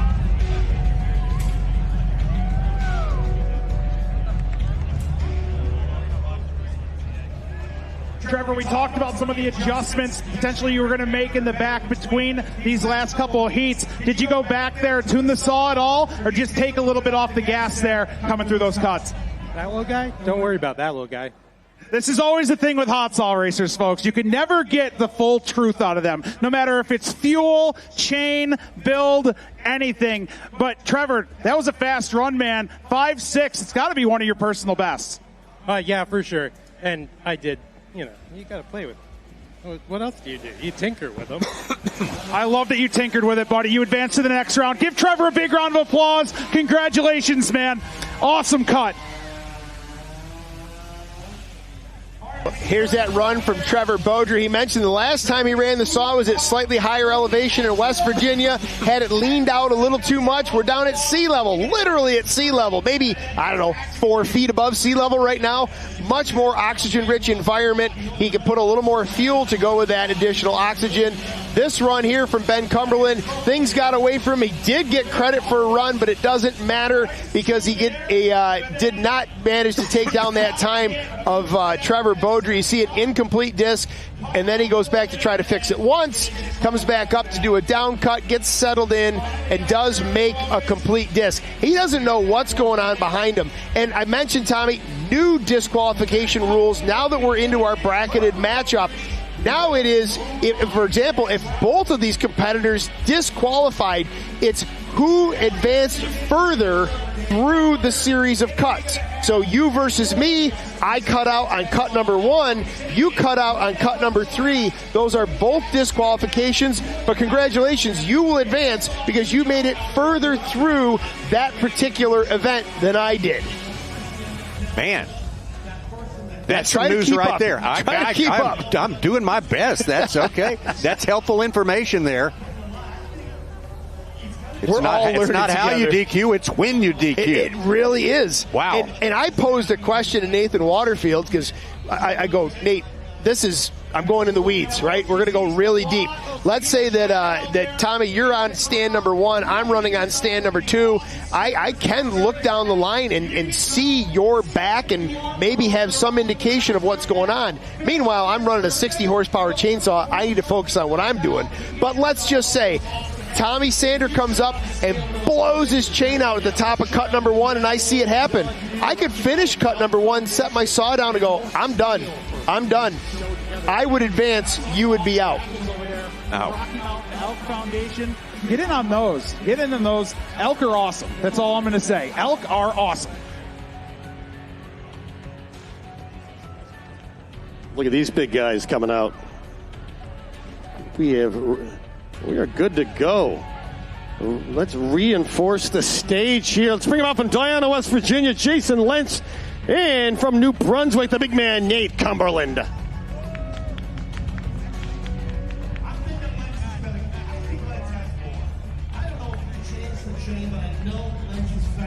Stand number 1, Jason Lentz. Definitely many championships. A terror with the hot saw, there's no doubt about that.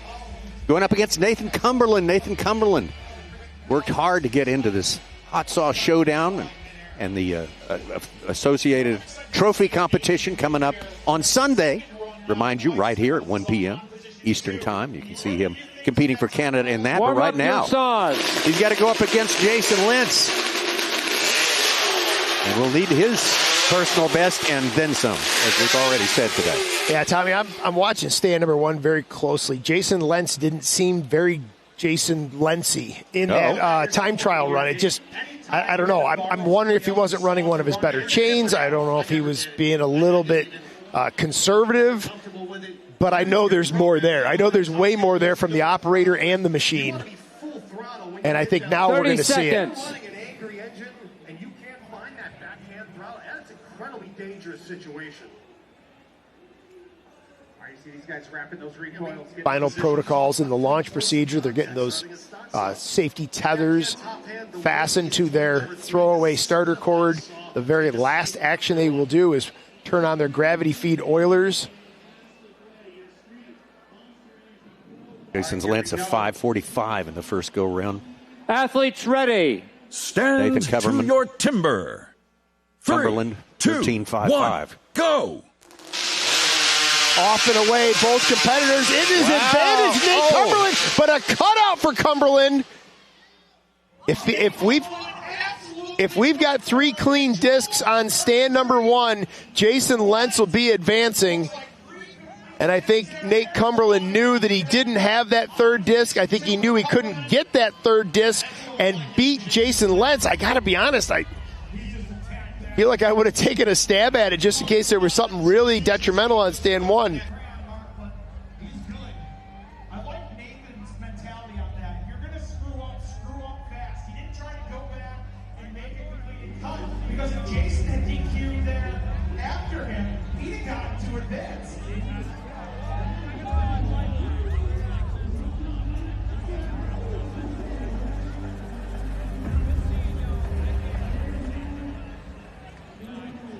DQ on stand 2, incomplete disc. The winner is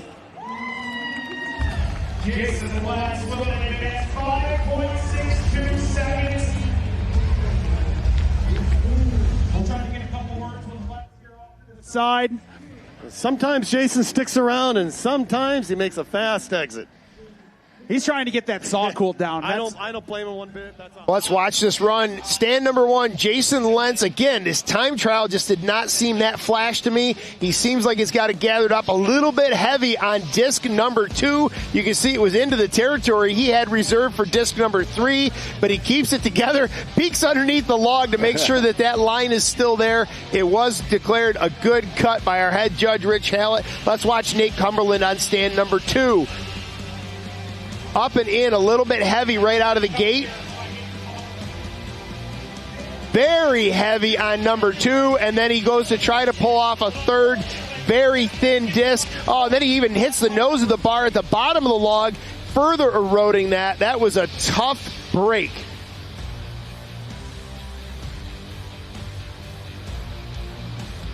Blazing start for him, I got to say, but it just went awry at the wrong time. Well, and you have no option at this point. Yeah. There is no post a safe time like we would see in the traditional Steel Timber Sports series. Just post a time, that doesn't work. No, there is, I need to beat Jason Lentz, and Jason Lentz is really stinking fast. Yeah.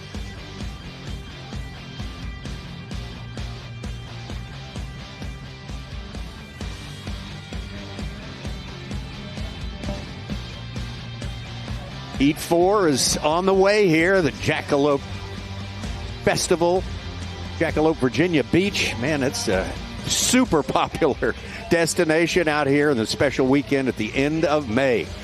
We've got the skateboarding, both street and vertical. We've got Moto X. We've got all sorts of crazy stuff going on here.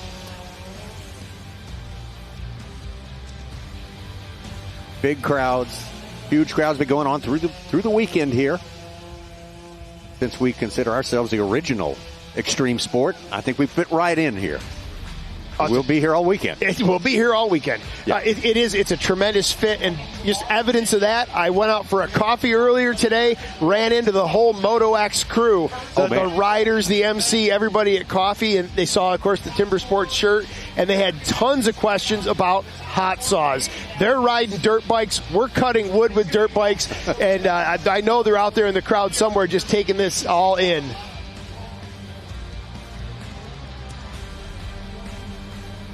That's going on right above us here.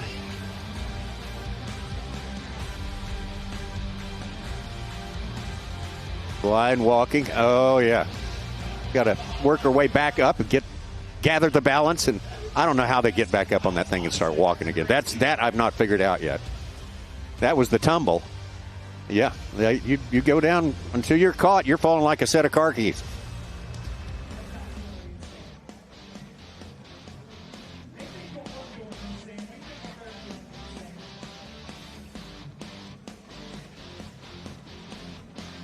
Rather an artistic pose, though. I mean, that's, making the most, maximize your time.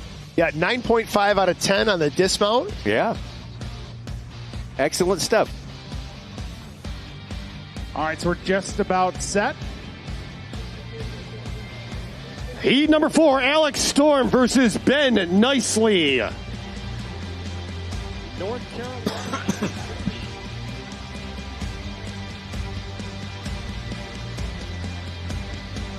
All right, on stand number 1, Alex Storm. Alex Storm from Pennsylvania. Now coaches college timber sports competition for a team there at Penn State.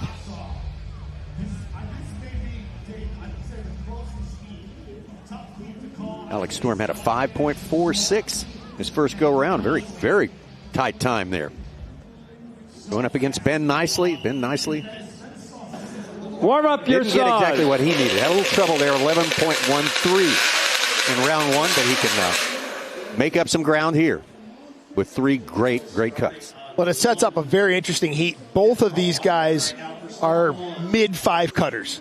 Alex Storm just posted his personal best today. I believe that was his personal best today. And Ben Nicely is right there with him. They're both mid-5 cutters. We're in that kind of sweet spot in the middle of the brackets where things really get spicy. But tell you what, things are getting spicy on stand number 1. There it is. Okay. Alex Storm's saw was not firing. They get 1 minute of prep time.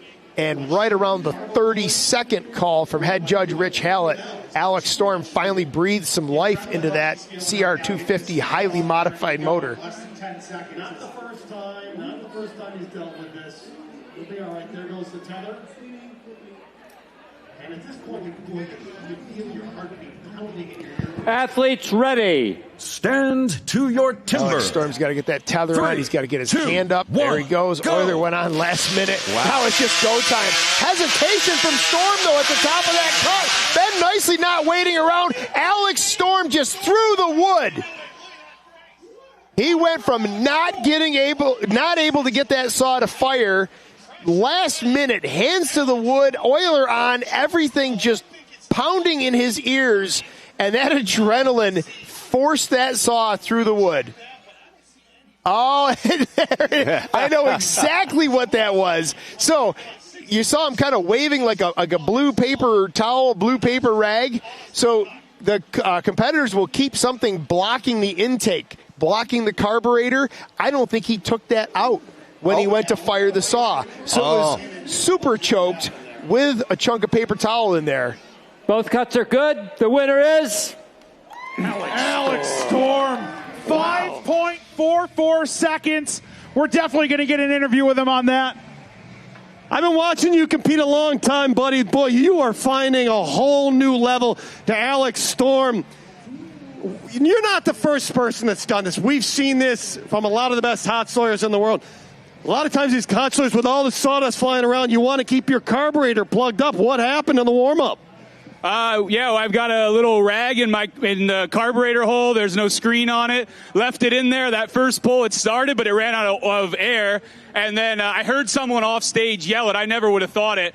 And I put a little bit of fuel in, just tried to keep calm. I didn't even have the saw sitting in the right spot. I think I pulled one of your fist bumps on the end there, Dave, because when I hit that first cut, I knew it was full go. Yeah, and it looked to me that your hot saw wasn't even in the proper position. You were back away from the log, but you had to get your hands up there. Yeah, actually the starter cord wasn't in the little hub on the sprocket either. It wasn't in there, right? So the last second I just pushed it straight in and tethered it, hit my oil change. My hands were probably on the wood and let it loose. Awesome. Got a big round of applause. Alex Storm. Well, here is that run. You can see that little bit of paper towel on the stage over by his right foot. Full adrenaline run. You can see the determination in his face as he shoves through that third cut and looks over to find out that he is advancing.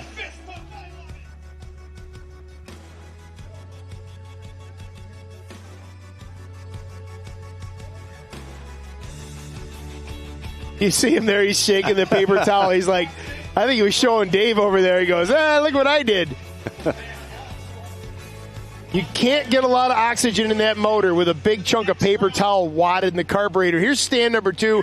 Ben Nicely, nothing to complain about. Very thin first disc, and he really gets through there. He may have been a little bit conservative on the pressure on that first disc, just being a little hesitant, knowing it was thin, and he was just so close to Alex Storm. Again, we're in that sweet spot in the middle of the bracket where your middle seeds are all pretty equally matched. This is where the races are going to happen.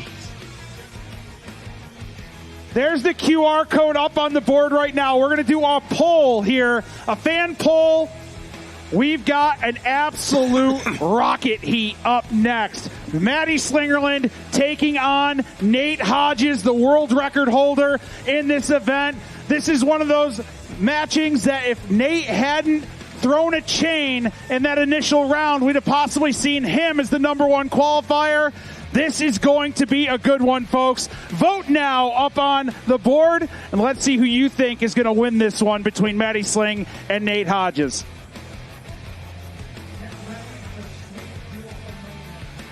All right. It just happens all the time. Why are we seeing them matched up so early? This is going to be awesome. I think fan favorite here is going to be Maddie Slingerland out of Pigeon Forge. He's got a lot of fans out there. We saw him chanting his name earlier when he was up here on the stage. But Nate Hodges loves playing the villain in the hot saw. He's been the great spoiler. This saw is just straight up impressive. He's running up here 430 cc's of awesomeness. But when you ride that line, this saw very volatile. We're going to see if he can dial it in here and eliminate one of the sport's greats, Maddie Slingerland, in this heat.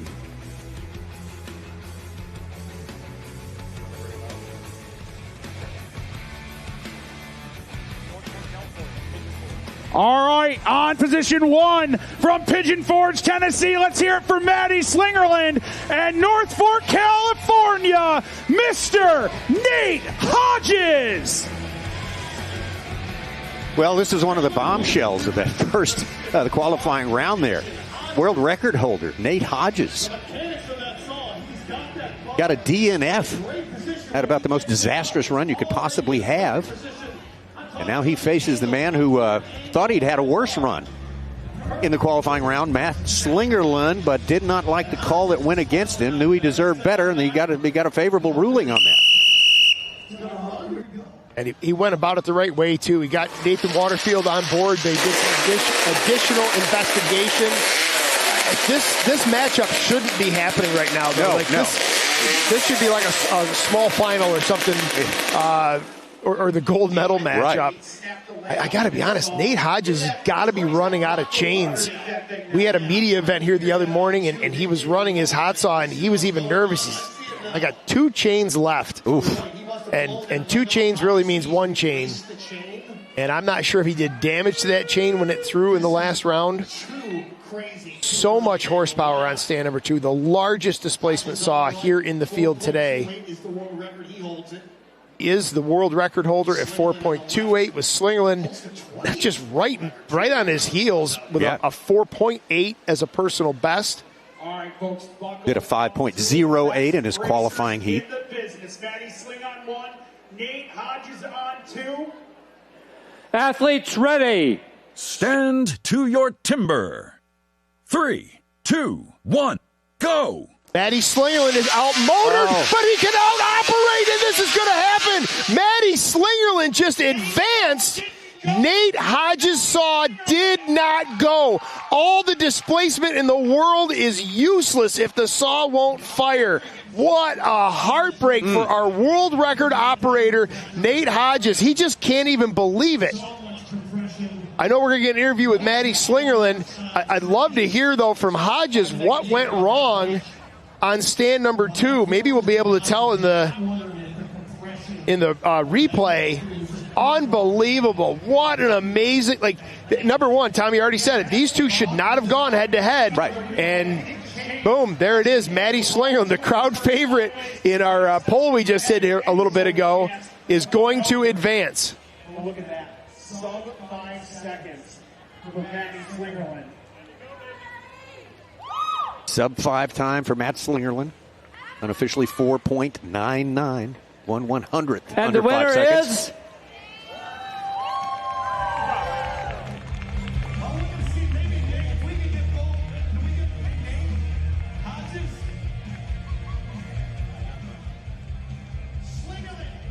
Get up here. You can't cut sub 5 and walk off the stage. I was hoping to get Hodges up here to get an interview. It looked like one of the support legs that broke off his saw. Do you have any intel? Let's step over here. Give STIHL a little love in here. Do you have any intel on Hodges' saw? Yeah, he said he gave it a good pull. It just didn't start. It's tough when you got a big saw like that. He wasn't able to warm it up after he threw his chain, so I bet all that played on it a bit, and maybe he had it too tight, just didn't start. Talk about your cut. Knowing you had to go against Hodges, did you question perhaps his saw wouldn't start, or you're just like, I've got to go full Maddie Sling? Yeah, you can't think about the other guy. I knew Nate. He has the record. He's one of the fastest, if not the fastest, and I knew I had to go give it everything I got. That's what I did, and the time hopefully show. Same chain as the time trial round or new chain? Yeah, different or same chain for that race. I just didn't have time to change it, but I got something for the final. All right, go rest up, get your saw cooled down. Big round of applause from Pigeon Forge, Tennessee. Our number one. Let's go have a look at this run on stand number 1 from Matty Slinger. You heard him a little bit of a wink and nod, a little ace up his sleeve. He's got another chain that he wants to run as you get closer to the finals as we work our way through elimination. That's the same chain he used in time trials. The saw's running good. He's running good. The chain's cutting good. And there you see just the disappointment. Head down. I'm trying to look for any clues. There you go. Let's watch this now. Oh, see, he just did not execute that pull. He did not follow through. He had the saw up, coming up with the starter cord, and he just did not follow through with that pull. He knew he had to get to the wood quick. He was executing too fast, did not get a full pull on that starter cord. You also heard Matty Slingerland talk. Yeah, you see, he's kind of about, I don't know, 2/3 of the way through that pull, and there's just more there to give. That crankshaft needed another 3/4 of a revolution to get that to fire off. Back foot came off the ground. Tough break there for Hodges. Heat number 6, Dakota Robarge and Jeff Larkin. U.S.-Canada show.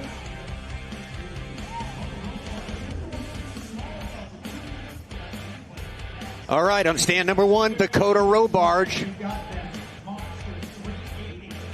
Going up against stand number 2, Jeff Larkin of Canada.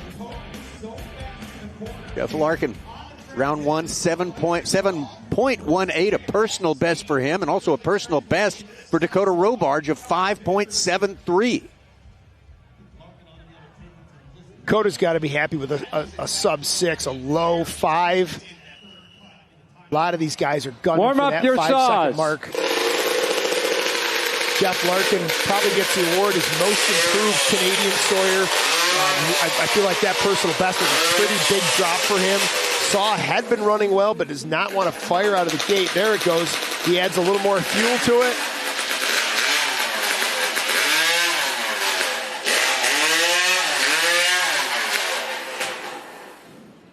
I think you heard Larkin there. Tommy, you talk to a lot of guys that have old cars, motorcycles, whatever. You need to fire these things up. They talk about knowing the secret handshake, right? You've got to have the right recipe. You got to have the ignition timing just right, the fuel-air ratio just right amount of choke. You got to know the secret handshake to get these things to fire off. Now it started to scream, and I would know. Give it a quick warm-up and shut it off, let it cool down.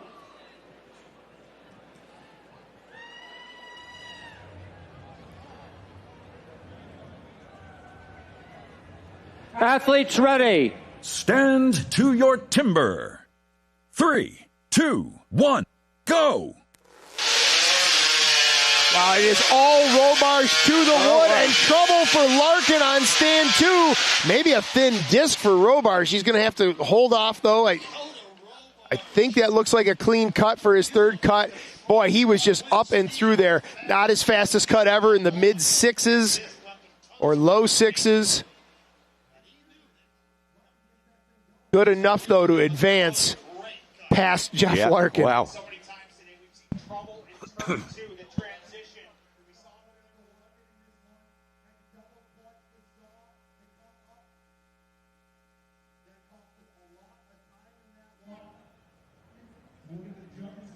Here, let's turn it over to Rich Allen.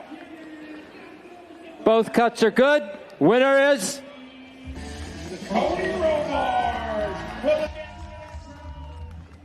We'll get a quick interview with Dakota if he feels like it. Dakota Robarge.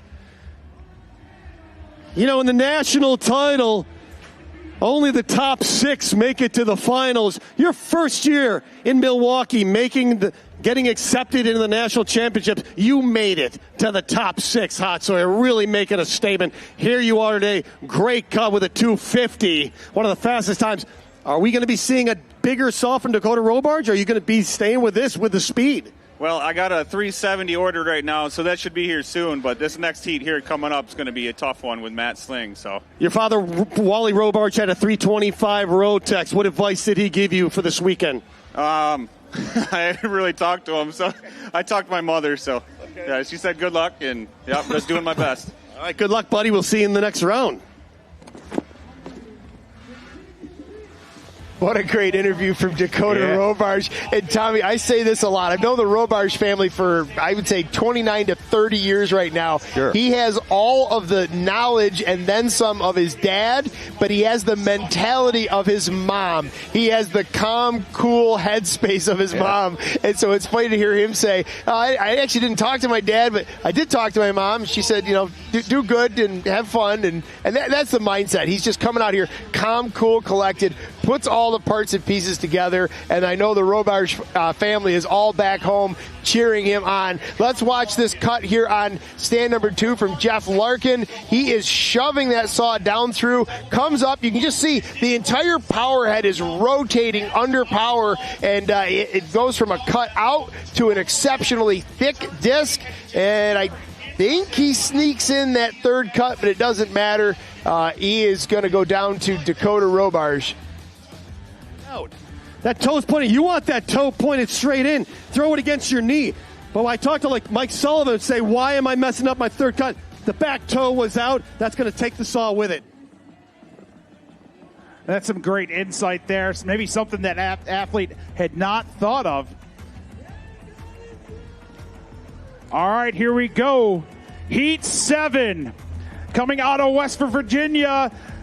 Let's hear it for Mr. Josh Wilson on position 2 out of British Columbia, Bill Bischoff. 2 more heats to get our A2 will advance to the quarters here. This one on stand 1. Josh Wilson had a good go of it in the qualifying round, going up against Bill Bischoff. Had a tough go of it for Bill Bischoff, but he's got a chance to redeem himself here. That's the thing about head-to-head. Yeah, if I remember correctly, Billy accumulated, I think, 10 seconds of penalties. Yeah. He had 2 different disqualifications. And again, I'd give him a big hug and I'd say it to his face, but they were really dumb disqualifications. And I guess that's a good thing. They're highly preventable. Yes. He didn't have his fingers across the line. That was one of the disqualifications. And he also did not tether his throwaway starter cord. I think that's just nerves. This is the biggest North American hot sauce showdown there is, and the pressure to perform is immense.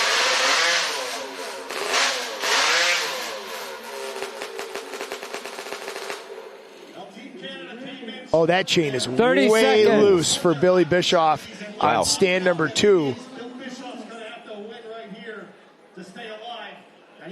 Not much to be done about it at this point. He's got to get that tether on. Got to get his hands up on the wood and just try to settle in.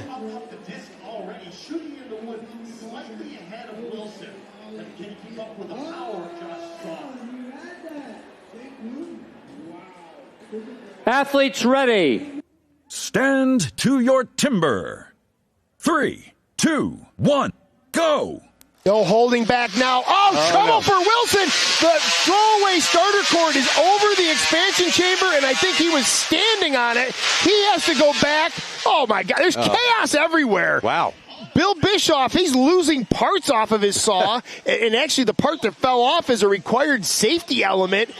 That could be a disqualification. Josh Wilson, his throwaway tether ended up across the expansion chamber. I think he was standing on it. So when he went to lift the saw, it was literally tied to the stage. That threw him way off kilter. Here we go, Tommy. All right, this may bring in the who DQ'd first situation. It will bring it in. Yeah, absolutely. And I hate to be the one. Well, somebody's going to have to break it down and figure that out. But I guess they figured it pretty darn quick. Rich is out there. He's ready to make a call. Yeah. And the winner is Bill Bischoff. We'll get a word with Bill over here.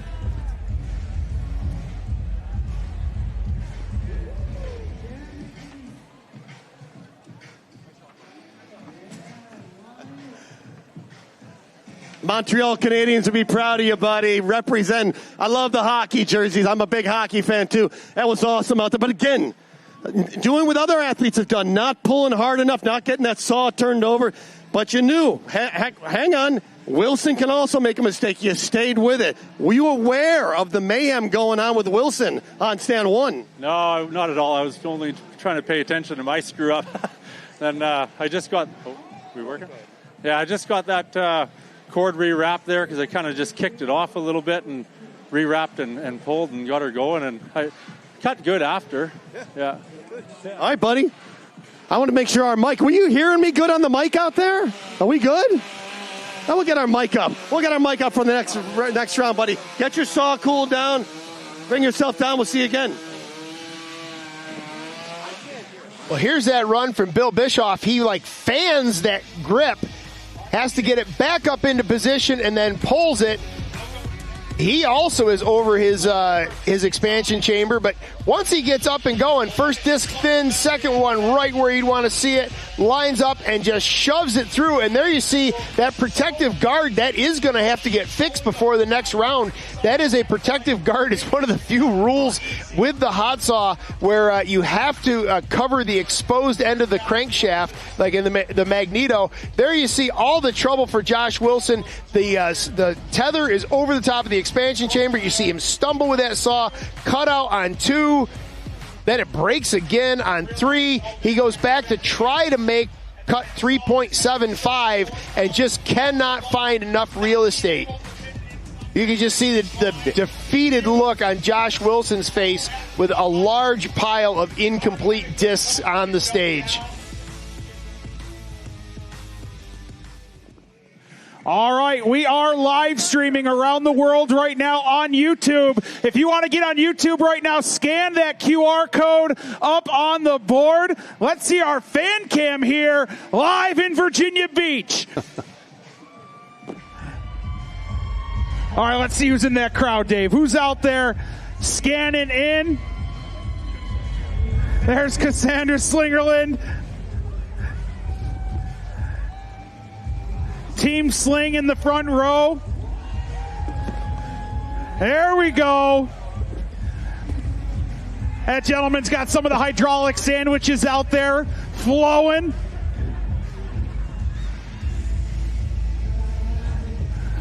Oh, that was the truck. The guys in the truck are trying to get in on the action. There's the camera guys on the stage having fun. Does anybody have... Oh, there's little Miss Vivian and my wife Katie joining in on the fun. There they are.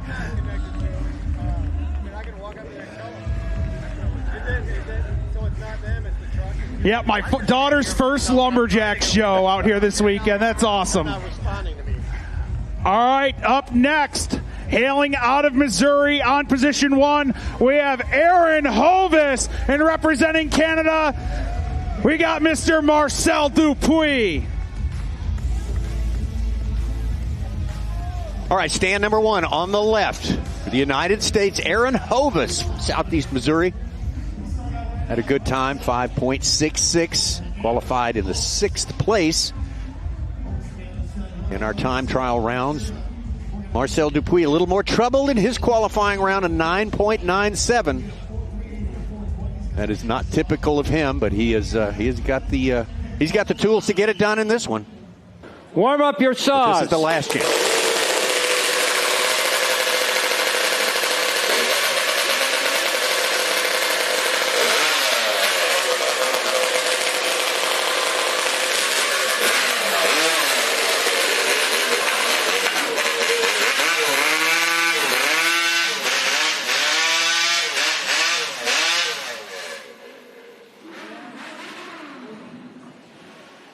So Dupuis saw it in, didn't start right away. It popped. He's confident enough to get in the lead. A little bit 30 of trouble seconds. on stand number 2. That saw not wanting to fire. Needed a little bit of extra encouragement, a little more fuel, riching that mixture up. You're thinking advantage to Hovis. I'm thinking advantage just for the pure experience level of Marcel Dupuis on position 2. Dude has been built for pressure his entire career. The Canadian Timbersports Series, so competitive every year, and this dude just always seems to get it done. That represents Canada on the relay team. Athletes ready. Stand to your timber. 3, 2, 1, go. I got the feeling it's going to be a close race. I am leaning towards, I was about to say Dupuis, but that first cut went Aaron. Now we got trouble on stand 1 with Hovis. So this might be our first chance to do the who screwed up first and who screwed up second sort of thing. But did Hodges make it, though? Well, we're going to get an indication here from our head judge. Flag stays in the pocket for Rich Hallett. So it does appear Hodges is going to get a clean run. It got a little helter-skelter. It looks like he was able to reload. We'll get a look here in a second at the disc for Aaron Hodges. That stray one to the left. There's a stack of two, and the disc over to the left. You can see where he had to reload. He started to cut. It was crooked. He had to go back and fix it.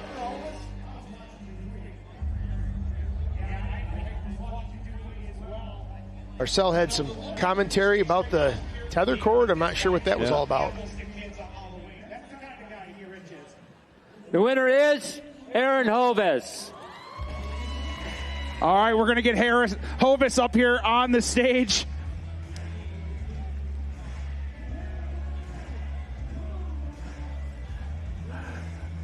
Enough to advance, my friend. Enough to advance. Walk me through what was going through your head there when you blew out that cut at the end. And what were you thinking? Well, the first thing went through my mind is, well, I guess I can pack the hot saw up, but I'm glad that I did make it through, but I just hate that it came to that, to where, down to the decision. But no, I'm happy to move on and going to take all the advantage I can of it.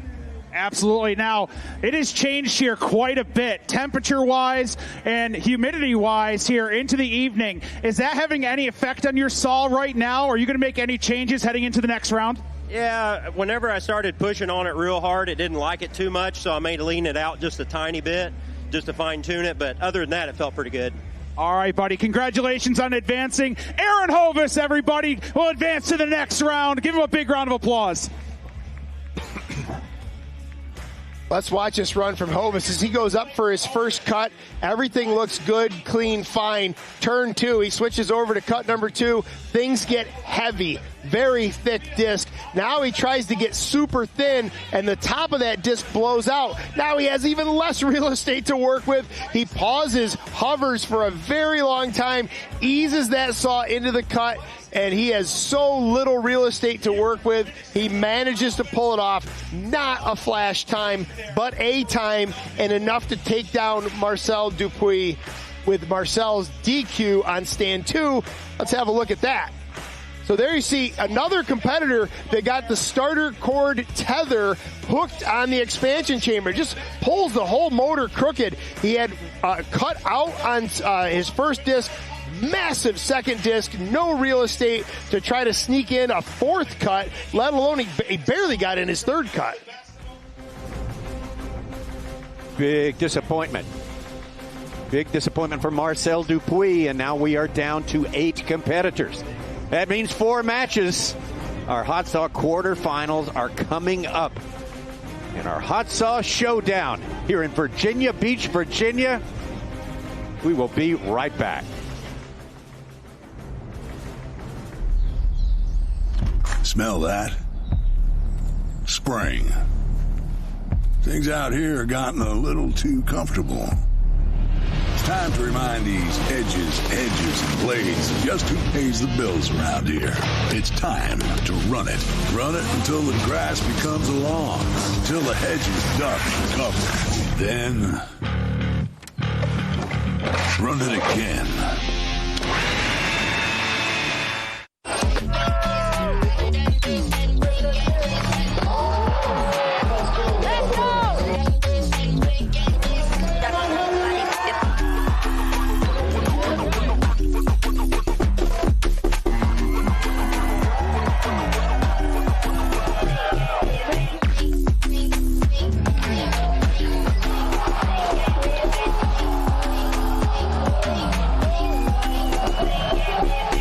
Some days, everything goes your way. This is not one of those days. Good thing the Gator XUV can navigate rugged terrain and haul whatever the day demands. Pull me out! Because when work happens, you've got a Gator for that. The Gator XUV, built for every kind of workday. The power's out! Learn more at an authorized John Deere dealer. Serving moments like this. The Rocky Mountain Elk Foundation is building a strong future for all big game. 1 square mile a day.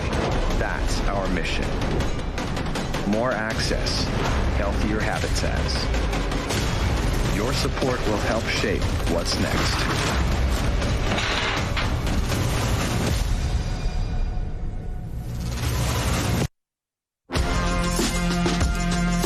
Quarterfinal action here.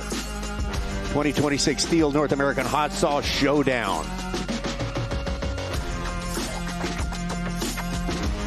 8 are remaining now. Of course, Matt Cogar was our top runner from the qualifying round, so he got a bye all the way into the quarters, but now he is going to be in our first matchup, it appears, as we get all set with these head-to-head matchups among the 8 who are left. 4 matches, and we'll be down to the semifinals.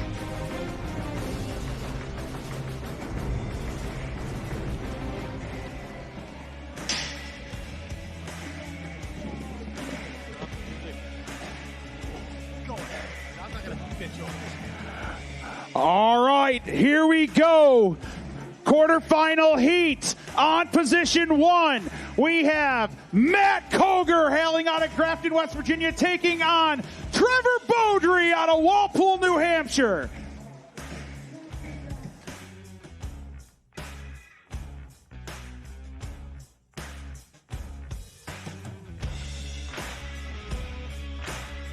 All right, well, there he is, Matt Cogar, top qualifier from our time trial round there, and sort of surprised everyone, as you pointed out, Kevin, by just casually going sub-5 in that with a 4.94. That still stands as the fastest time we have had so far in this competition. He'll be going up against Trevor Beaudry. Trevor Beaudry with a 5.65 made it through his round of 8 matchup. Tommy, I don't know if you're trying to save feelings there, but I certainly won't. You talked about his sub-5 in time trials, but you failed to mention the series of disasters in the first bracketed matchup. Thankfully, Matt Cogar was running alone. He had a bye run. Yes. He just had to get out and participate in the event, put reps on the saw so that the saw had equal time on it compared to everybody else's saw. If he 30 seconds had a bye run, he wouldn't be out here right now. It was a dumpster fire. It was an absolute disaster. I went with the chalk on that one, and it paid off, though. He did go through. Just glistening under the lights here in Virginia. This is going to be awesome, Dave. I'm excited for this elimination round.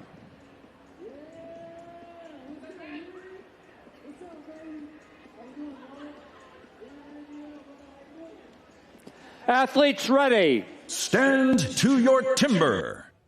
3, 2, 1, go. Somebody was flipping. Oh, a double clutch for Matt Cogar at the top. It is going to be Trevor Beaudry if both cuts are clean. Wow. Beaudry may have just dethroned our number 1 qualifier. There was difficulty on stand number 1. Either the motor didn't come up, DQ, or potential DQ, I should say. It's going to be reviewed. The motor didn't come up, or he wasn't lined up. I could hear one of the saws blip or falter.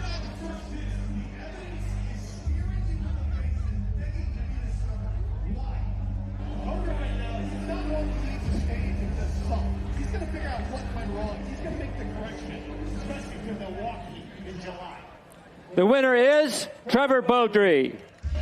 Trevor Beaudry will in the next round, knocking down the 7-time champ. Still here, buddy. I tell you what. I just want to go fast, Dave. I know. All right, Ricky Bobby. Buddy, whatever you're doing, keep doing it. Again, you have beautiful cuts out there. You drug the saw down in the time trial. It has come to life ever since. Did you make the? I know Dave asked you. I'm going to ask you again. Did you open up the high speed? Or you add more fuel? Or are you keeping it a secret? Yes, you're saying yes. Yeah. Well, say it again. We got new people here. Yeah. So I pulled it down in that time trial. I pulled it down again in this. but it was in the bottom of the third disc. So it didn't really matter. I kind of pushed it through the bottom, kind of babied it, and it didn't kill it. But this saw is a little underpowered compared to most of the saws they're running. I'm running just a 300. It runs really good, but I run a pretty big gear on it for a 300, and it really means that it's right on the edge, and it does take some driving to make it happen because it's really easy to kind of kill that motor if you get too happy. Yeah. Yeah, so it's one thing. Stay here. We talk about the sprockets for you motorheads out there. They're running sprockets anywhere from 16 teeth to 21 teeth. What are you running? I think I have a 19 on right now. So the bigger the sprocket, faster the chain, but the more likelihood of bringing the engine down? Yeah, so it's a bigger gear, so you can pull that motor down easier. It's similar to like a transmission or something. If you try and start your car in 6th gear, it's probably not going to go so well. Thanks for the interview, Trevor. We'll see him again in a few minutes. Great job. Walpole, New Hampshire, still alive. Trevor Beaudry. Yeah, and here's the run from Trevor. He was ready to go. He wanted to get out there and have as much time as possible. Look at the consistency in these discs. And there at the end, the big shove off nearly kills the motor off, but manages to keep it alive and advance past our number 1 qualifier. Trevor Beaudry is moving on in this hot sauce showdown. Here's the run from Matt Cogar, and you can see things as he came up, the saw sort of bobbled. The fuel air mixture wasn't right, and that just threw things off, kind of got things twisty, and he cut out on that first cut. Unfortunately, a disqualification for our number 1 qualifier. He got a massive break in that first round, in that bye round. You can't get 2 mulligans. I will say with these hot saw athletes, it is a big family. The hot saw world, they all help each other. They all analyze, and they'll be reviewing all these cuts. Everyone's filming it. There's cell phones everywhere. You'll be reanalyzing. Again, could be the foot placement, could be the saw placement, could be where he gripped that top hand. Go ahead, Dave. All right, talking about cell phones, you can vote on who you think is going to win the next race coming up. We have Jason Lentz, one of the baddest men in the business with a hot saw in his hands, taking on one of the guys here surprising everyone this evening, Mr. Alex Storm. Big Jason Lentz, 4th generation timber sports athlete on the left. I had a quick talk with Jason over there. He was in the zone. And I said, Jason, do you have more? And he said, Dave, I've got a lot more. I left it at that. We're going to talk it. Hopefully, we'll be getting an interview from both these athletes. This is going to be tough. I'd say Jason Lentz advantage. Alex Storm, though, he is in the zone. Absolutely in the zone. I mean, Storm, with the adrenaline dump in that last race, it's going to be hard for him to maintain that level here coming into this heat to take on Lentz. Warm up your saws.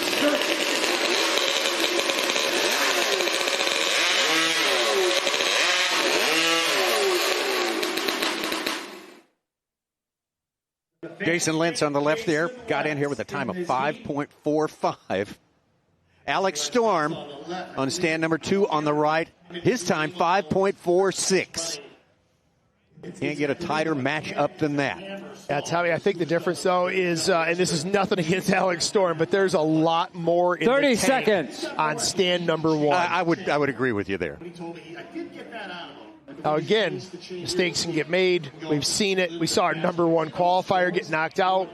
We've seen motors not fire. We've seen chains fly off. Again, though, in a normal world, there's a lot more in the tank on stand number 1. Yeah.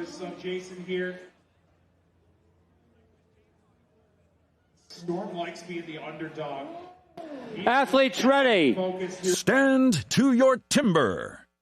3, 2, 1, go! Storm very quick off the log and a short pull on stand number 2. Jason Lentz is not waiting around.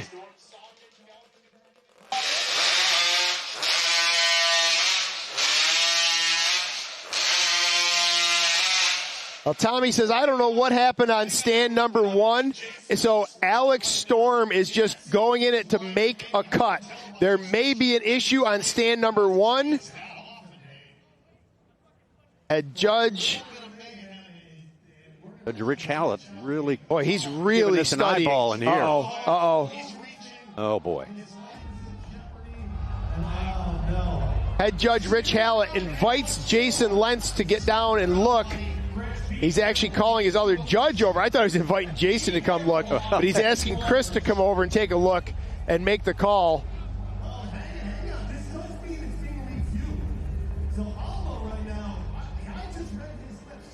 Wow. Chris Alba came over to take a look. This is why we have two judges. Again, we mentioned this earlier in the night. The line cannot be severed. It can be shaved down, et cetera, but it cannot be severed. Head judge Rich Hallett called over Chris Alba. They both looked at it together. Here's the result. And the winner is Jason Lentz. Wow. Whoa. Big sigh of relief for Jason Lentz. If Rich Hallett had to call in Chris Alba, there must not be much line. Must not be much line left under there. We're going to get Rich Hallett, too.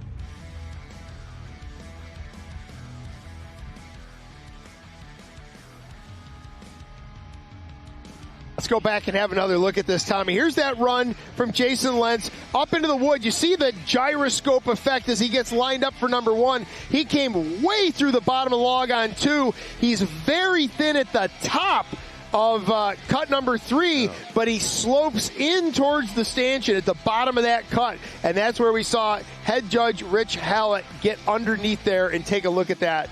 You see Jason there doing a pre-inspection. Yeah. He doesn't want to look at that side. I tell you what, good job, Alex Storm. Yeah. Alex, presence of mind. Yep, presence of mind. Saw did not fire. He had patience. He refired and got three on the ground just in case. Yeah. Paid off.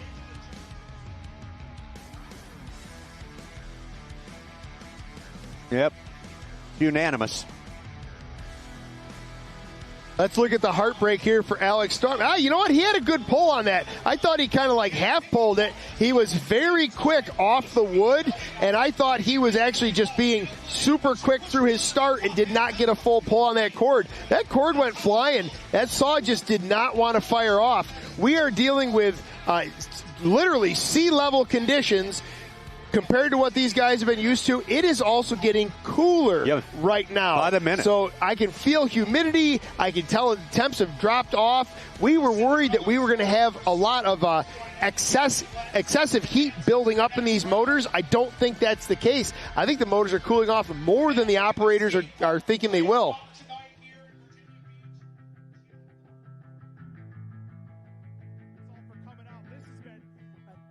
Evening to start off the festival, and we've got more.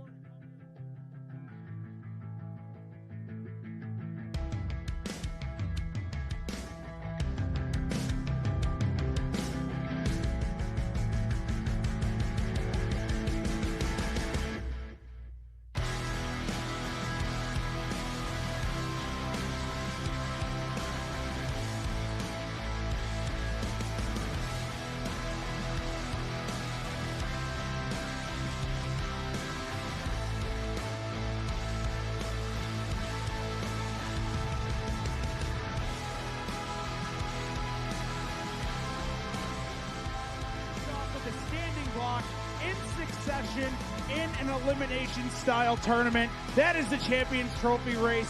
It is going to be awesome. That's at 1 o'clock on Sunday. Give it up for Matt Slingerland from Pigeon Forge, Tennessee. And from above the bridge, Upper Michigan, big round of applause for Dakota Robarge. All right, Matt Slingerland got a ruling in his favor in the qualifying round, and he hasn't stopped since. He's in this one to the tune of 5.08. And he is now our maybe our top qualifier so far. He's got to go up against Dakota Robarge. Dakota been slow but steady. 5.73, middle of the road. But watch out. This is a world where everything can be upended. Warm up your saws. Understatement of the weekend. That's so absolutely true. And this day especially, it just seems like. But when you concentrate the hot saw, or rather expand the time of the hot saw, Yeah, we should have expected. And the number of repetitions. Yeah, To get a good run, congratulations. Yeah. To run repeatedly, well, good luck. Yeah. 30 seconds. Matt Cogar, our number 1 qualifier, out. Nate Hodges, our current world record holder, out. A lot of attention now on Maddie Slingerland and Jason Lentz. Again, in an ideal world, I would kind of expect those guys to be in the gold medal match going for the championship here. There's a lot of wood left to cut. Yeah, yeah. Lots of gremlins still poking around out there. Athletes ready. Stand to your timber. 3, 2, 1, go! Robar's not waiting around, but trouble at the bottom, going into his second cut. If Maddie's cuts are clean, that's a handy win for Slingerland. 5.71, not a fast time.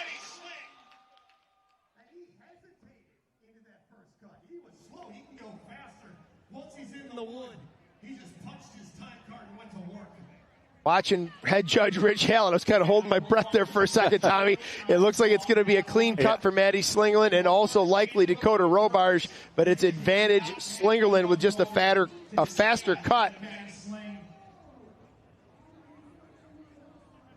But again, Tommy, a 5.71 from Matt Slingerland. There's more.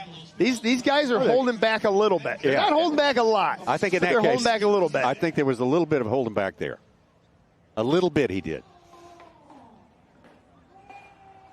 The winner is Matt Slingerland. There it is for Maddie Sling. Great job from Robarge. Yes, Matt, you have to do an interview. You're too good. You're coming back. But I'm telling you, I'm going to be honest, you got more. These cuts were beautiful, a little hesitation into the wood. You lined up. You knew what happened to Matt Cogar blowing out on the first disc. Was that in your mind? No, I try not to kind of see what everybody else is doing. I just knew that I had to make a consistent run. I knew if I had a good, safe start that it'd be all right. Like you said, he had a little bit smaller of a motor than me, so know my chains are going good, know my motor's going good, so I just laid one up and made it easy for myself.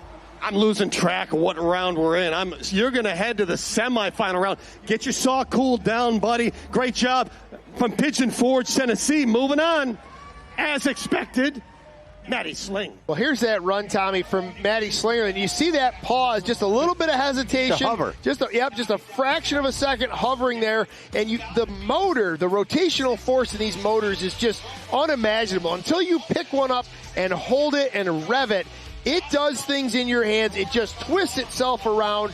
And so he knew he was outgunning Dakota Robarge. He knew he had more horsepower. He took just a momentary pause there to let that motor settle down. Dakota Robarge, on the other hand, did a beautiful job running what he had. He's got a bigger motor coming. He did miss turn 2 there, as we like to say, at the bottom of that first cut. But Dakota Robarge, still a very respectable cut. A great showing in a very tough field here. But there we go. Matt Slingerland going to face the winner of our final quarterfinal round. That's Bill Bischoff going up against Aaron Hovis.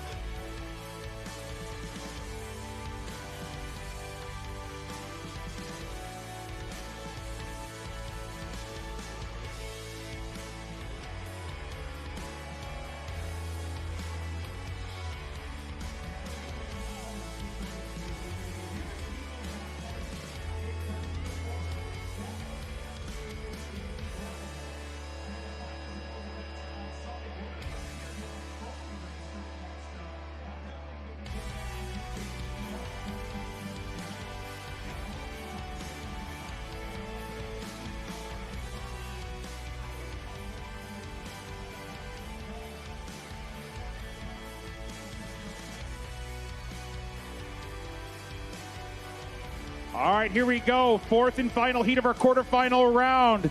On position 1, hailing out of British Columbia. Let's hear it for Bill Bischoff. He'll be taking on Aaron Hovis out of Missouri.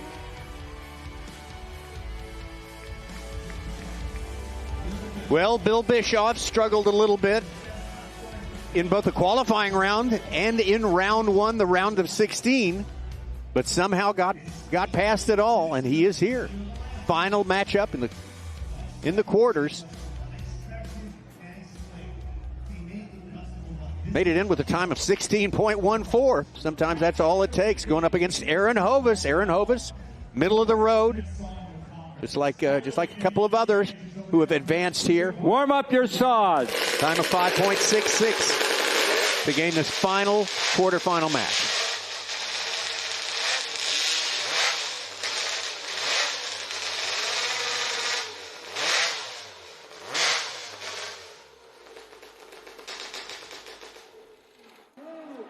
Man, I cannot believe how high Bischoff's saw sits. It's almost like he's got scaffolding set up underneath that thing. So Bill Bischoff, just some absolute silliness in the qualifying rounds. 30 seconds. If they're sitting too high, you can't. Got through. Got seated. Now it's time to get serious. Yep. Got to tighten it up. Yes. For this one. It's essential.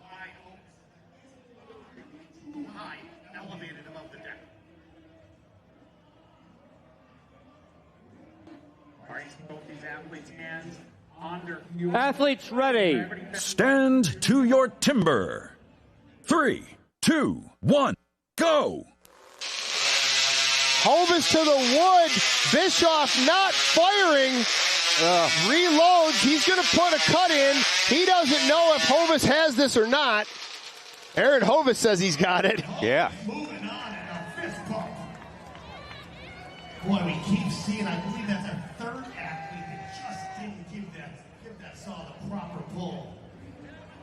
We see a lot of these guys very quick on the go. They're getting from the wood down to the saw. They're trying to get that saw up, and you end up doing this sort of muted, abbreviated pull because you're trying to be so quick. In this case, Bill Bischoff pulled so hard he ripped his hand right off the grip. He's the second guy tonight we've seen do that. Almost getting eliminated in the last round from an incomplete boogie. When you got caught like that, that's exactly what you need to do. Yeah, and stick around for Sunday. That endurance event, he's been training for that, not just the hustle. And the winner is Aaron Hovis.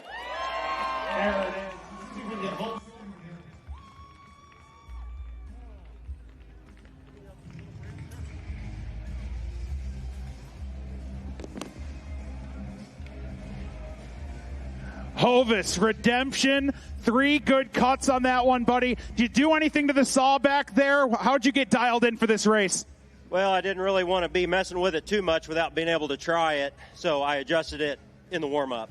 So leaned it out just a tiny bit. It liked that a little bit better. So I feel a lot better about winning that heat. But Bill's a great hot sawyer, and I knew that I needed to go for it and make a good run. Now you're coming into this next round, this semifinal round. You know you're going to have to be perfect going forward. What does that mean for you? How are you going to mentally prepare to go up against some of these juggernauts? Just make 3 good cuts and send it. All right, buddy. Congratulations on advancing. Give Aaron Hovis a big, big round of applause. What an animal. Aaron Hovis, our last qualifier.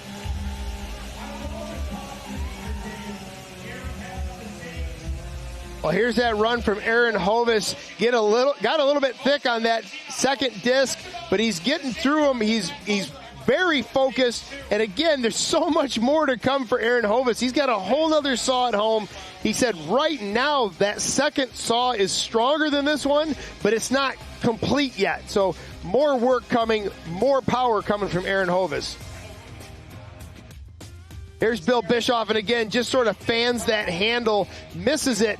This is just a rope wrapped on a pulley around the end of the crankshaft, and that handle rests on a guard, on an aluminum plate over on the sprocket side of that motor. And if you fan on that, the handle falls off that plate. Part of your starter cord comes unwrapped from the pulley. It just turns into pandalirium. Pandalirium, I love it. I'm using that probably within the next 5 minutes. And here we go. We are ready for the semifinals. Trevor Beaudry versus Jason Lentz, Matt Slingerland, and Aaron Hovis.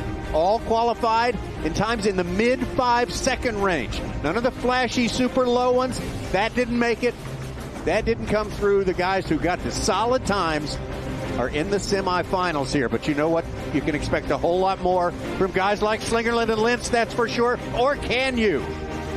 That's the thing about the hot saw. That's what makes it so unpredictable, so fickle, and the destroyer of just about anyone's dreams on the right night. For 100 years, we've built tools to work in nature with legendary performance and quality to master every challenge. Tools for people like you who work like a pro with heart and soul. Built for nature. Trusted since 1926. STIHL. Conserving moments like this. The Rocky Mountain Elk Foundation is building a strong future for all big game. 1 square mile a day. That's our mission. More access, healthier habitats. Your support will help shape what's next.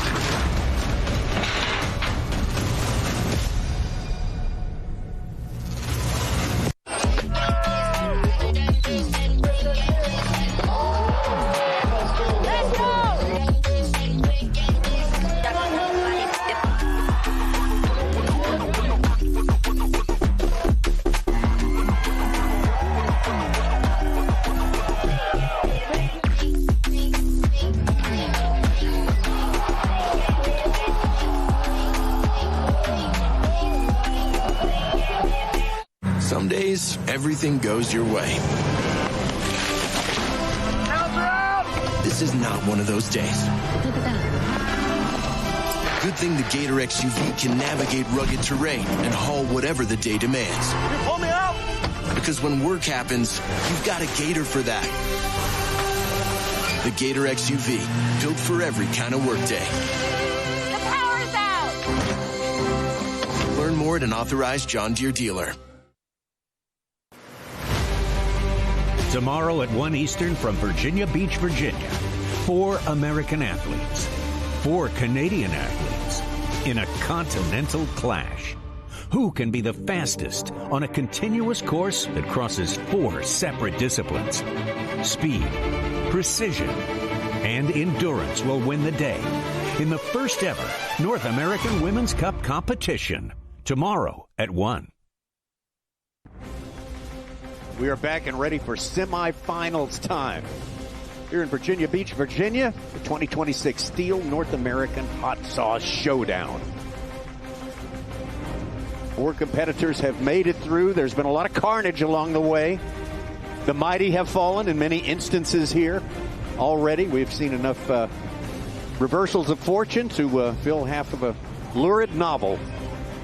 But we're going to press forward, see if our first semifinal match will yield another upset. West Virginia. We don't know. Jason Lentz. Oh, David, these guys. Trevor Beaudry is going to be on stand number 1. He qualified with 5.70, going up against Jason Lentz, the 2-time STIHL Timbersports World Champion. Jason Lentz in with a 5.31. That's the lowest time of our 4 semifinalists here. Trevor Beaudry, the school teacher from Walpole, New Hampshire. Kind of had a surge over the last 3 years, I would say. Really sort of came into his own. Had some high finishes. Tommy, I was watching both these guys off stage as we were on break. They were off the stage ready to go up on. Jason Lentz was kind of rotating his head around to the music, sort of dancing in place a little bit, staying loose. Trevor Beaudry was jumping around, I don't know, getting warm, getting loose, maybe getting a little too excited. Obviously, the pressure is on for Beaudry. Most would lean in favor of Lentz in this matchup. 30 seconds. Too powerful for a flat bar. That chain can be thrown. That's just what I'm looking at. Both chains sitting nice and solid. Track down nice Get ready for that third cut, and they've got their marks on their line. They got to start that saw, throw it right on that line, and leave them plenty of real estate.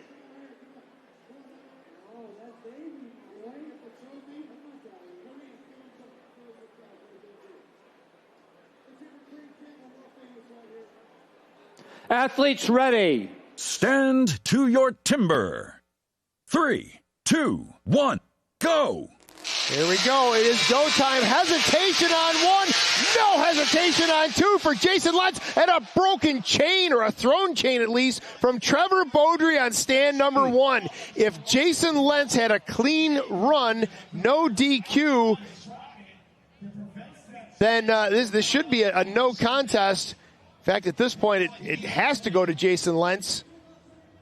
Unless he DQ'd at the start, and Trevor made it partway in. Let's watch this run from Beaudry. First cut, clean, good, fine, great.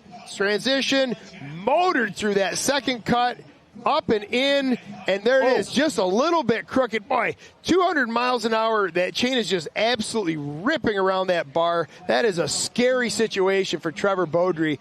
Maybe just came up a little bit crooked. The chain got a little bit sideways in the guide. That will throw it off the nose or throw it off the sprocket. Scary stuff for Trevor Beaudry.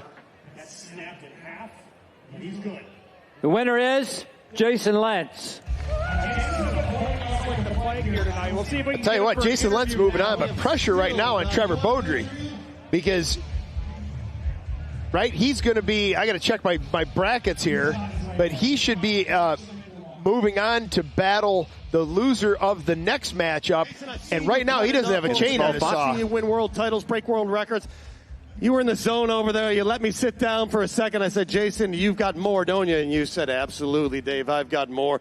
I believe you changed a chain. Did I hear that right going into this semifinal round? Yeah, I went back to the original chain that I ran there in the qualifying round.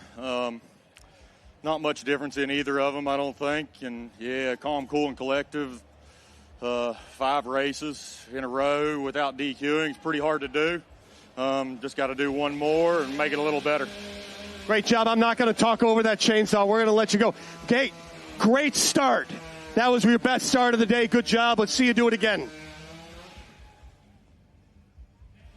Let's have a look at that start. There it is, clean, clear, up and in, throws the starter cord away from the crowd, away from his saw, and that allows him to go to work cutting some timber. Look at the force at the end of that cut as he gets up over that top handle and shoves it through the wood.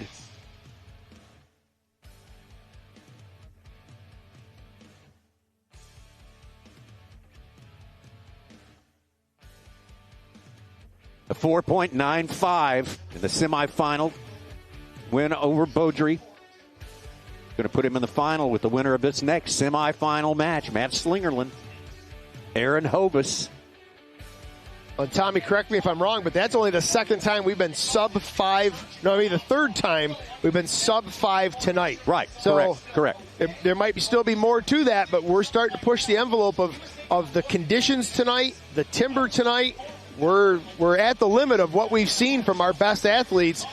Gold medal matchup, we're bound to see a little bit more. But I think so. We're starting to get towards the limits, I think. Yep. Could be a good one coming up next. Slingerland going up against Aaron Hodges.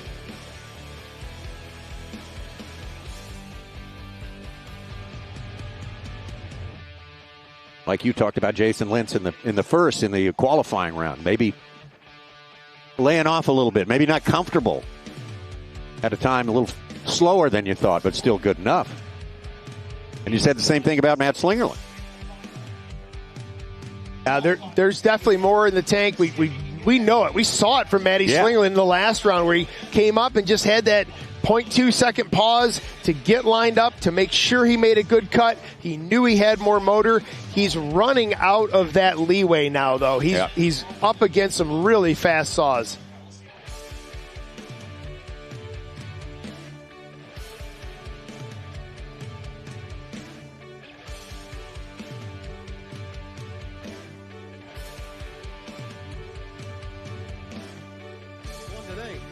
Bring it home, Davey. All right. Second and final heat here in our semifinal from Pigeon Forge, Tennessee. Let's hear it. Fan favorite, Maddie Slingerland. On position 2 out of Missouri, Mr. Aaron Hovis. Here we go. That's Slingerland on the left. Stand number 1. Aaron Hovis there on the right, stand number 2. Aaron Hovis from Southeast Missouri. He's worked very hard to get here. He's got this trophy competition coming up on Sunday. 1 p.m. Eastern on Sunday. If you're taking notes, you can see it right here. Warm up your saws. Well, Tommy, regardless of how this cut turns out for Aaron Hovis, I guarantee you he has found another gear, an extra level of motivation to get home and get working on his next saw. That saw is allegedly faster than this one. He's going to bench this saw, put a new cylinder, new piston on this saw, which should catapult it ahead of the other saw, and this is the slippery slope of a hot saw operator. Yeah. Each motor a little bit bigger, a little bit faster, a little more expensive. Yeah. This guy is absolutely incredible on position 1. And back in the day, we didn't train as much. We were terrified that we would hurt our saws, and it was so hard to get a new one. That is no longer the case. Everyone trains full time. We got Aaron Hovis here on position 2. He's got that confidence after putting down 3 clean ones in the quarterfinal round. Trying to take down one of the best. Athletes ready. Stand to your timber. 3, 2, 1, go. Maddie Slinger, one of the fastest to get the saw in the air. Aaron Hovis is right there with him. Maddie is ahead in the wood, though. We got to make sure that these are both clean runs. If so, Maddie Slingerland is going to advance to the gold medal matchup against Jason Lentz. Everyone holding their breath just ever so slightly. Rich is signaling that cut is okay by not throwing a flag on the stage. Wow. What a great run. What a great run for Aaron Hovis.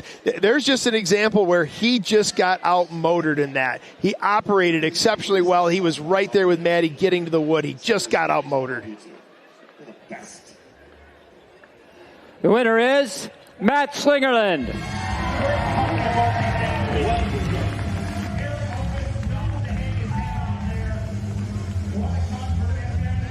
To the stage.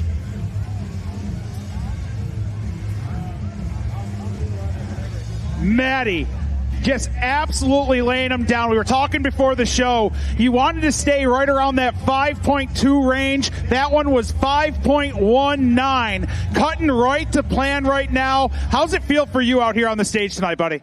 Yeah, I just love hot saw racing, so this is great for me. I'm running smooth, so that makes it a lot easier, and I'm just ready for the final, baby. All right, you said a little preview earlier that you had a special chain for the final. With how fast you've been cutting and these initial rounds, are you going to make the change to that chain, or what are you feeling? I'm going to stick to the plan and lay it down. I love that. PRER, my friend. Go out there and get him. Good luck, Maddie Sling. Give him a big round of applause. You'll see him here in the final. Let's have a look at that run as Maddie Slingerland is up, throws that starter cord away. Super perfect, right on the money for that first cut. Second cut right there. So much real estate available for that third cut. Great run for Maddie Slingerland. Tommy, we got to talk numbers, though. A 5.2 and change versus Jason Lentz, that 4.9 and change. Maddie's got to find another gear in this gold medal matchup. And again, in a perfect world, right now the scale is tipping towards Lentz, but there are so many things that can go wrong. Operator, machine, etc. It's not over. Yeah, I think it'll be worth sticking around for this final matchup for sure. Seeing him go make a great first cut, and then all hell breaks loose on second and third. He just doesn't do that. All right, folks, so we're going to play a little game with everybody out there right now. We're going to have a little bit of lumberjack sports trivia for the people out there. And if you can answer some questions correctly, you can head on over to that steel tent and get yourself a hat or some swag from them for playing along with us. So scan the QR code, play along, and maybe I'll come out there to the crowd and see if we can get some live reactions of what people are thinking for what these questions are. So, all right, first question. Poll number 1. What type of wood are the athletes chopping in timber sports? Chopping and sawing. You think it's hickory, pine, oak, or maple? And let's keep this just to the U.S. I know there's the international athletes that chop all sorts of craziness. But all right, what do you think they're chopping up there? All right, we're saying pine there. There it is. First question. If you guessed pine, you are right. This is all lathe-turned white pine coming out of Virginia, North Carolina. All right, we got question 2 coming up next. Question 2, and you can play along on those phones. How much do you think the axes cost in timber sports? Now, this isn't fair. We haven't really talked about axes at all today, but I can tell you they're probably more than $50 a piece. I can tell you that. I'm seeing some people out there say $200. We're going to see what the judges say here. $500 a piece. And when you see the ladies come out onto the stage here tomorrow, cutting in the standing block in the underhand event, they're going to bring out a full box of those axes. They're going to have 8 of them lined up, testing them to see which one is liking this white pine the best and running those in these events. All right, poll number 3. What's the current world record in the hot saw race? We talked about it earlier today. Is it 4.28, 533, 679, or 802? I'm seeing some 4s out there. I mean, we just saw Maddie cut faster than that 533, so there it is, 4.28 seconds. The bonus question is who did it? And we saw him get eliminated here earlier on today. That was Mr. Nate Hodges last year at the United States Championships, laying down a world record run and capturing his 2nd United States title. Thank you, everybody, for playing along with those questions. If you answered all of them right, or even if you didn't, take over those answers over to that tent. See if you guys can get yourselves a hat over there at the steel tent.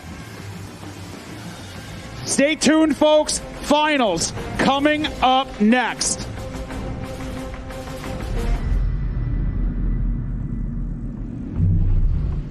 When you spend 100 years building chainsaws, you get really good at building chainsaws. So when STIHL built the mower, we built the chainsaw mowers.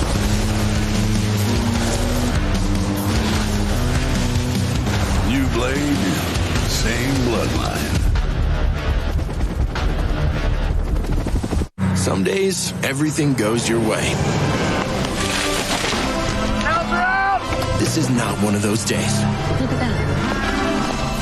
Good thing the Gator XUV can navigate rugged terrain and haul whatever the day demands. Can you pull me out? Because when work happens, you've got a Gator for that.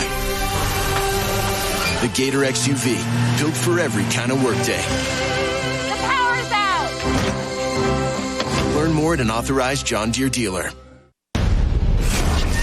Conserving moments like this. The Rocky Mountain Elk Foundation is building a strong future for all big game. 1 square mile a day. That's our mission. More access, healthier habitats. Your support will help shape what's next.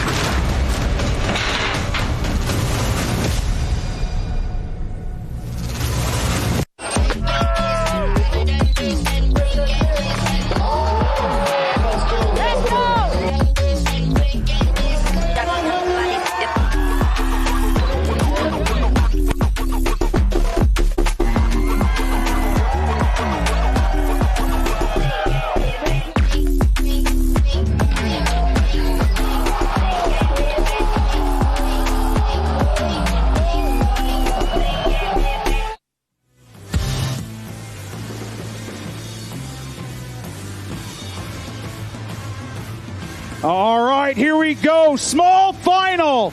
Introducing first from Walpole, New Hampshire. Let's give it up for Trevor Beaudry. And out of Missouri, Aaron Hovis.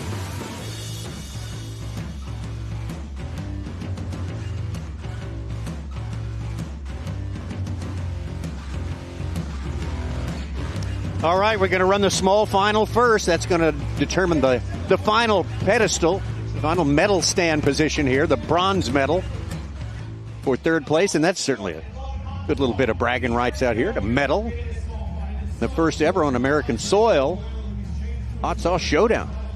STIHL Timbersports North American Hot Sauce Showdown. Trevor Beaudry on stand number one. Warm up your sauce. Trevor Beaudry, the time of 5.70. Got past his semifinal, his quarterfinal match, and here he is. Aaron Hovis on stand number 2. Up from Missouri. Tommy, we had a little commercial break, hung out for a bit. Trevor Beaudry has just been on a tear back in the pits because he threw that chain in the last round. I guarantee did a tremendous amount of damage to that chain. 30 seconds. Had to get another chain out, get that on, get the tension right. It's not like changing the chain on your steel work saw. There's a lot of finagling that has to go into getting that chain on, getting the tension right. He's got something on there. And yeah, we're watching you, Hovis. We're watching you too, buddy.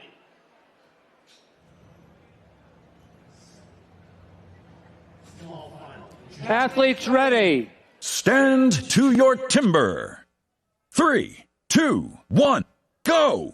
Bronze medal on the line. Hovis to the timber first. It's all Hovis. Hovis all the way. Boy, it is Aaron Hovis. If that's a clean run, Trevor Beaudry comes in north of 6 seconds. The judges will be over to look at both sets of cuts, both competitors.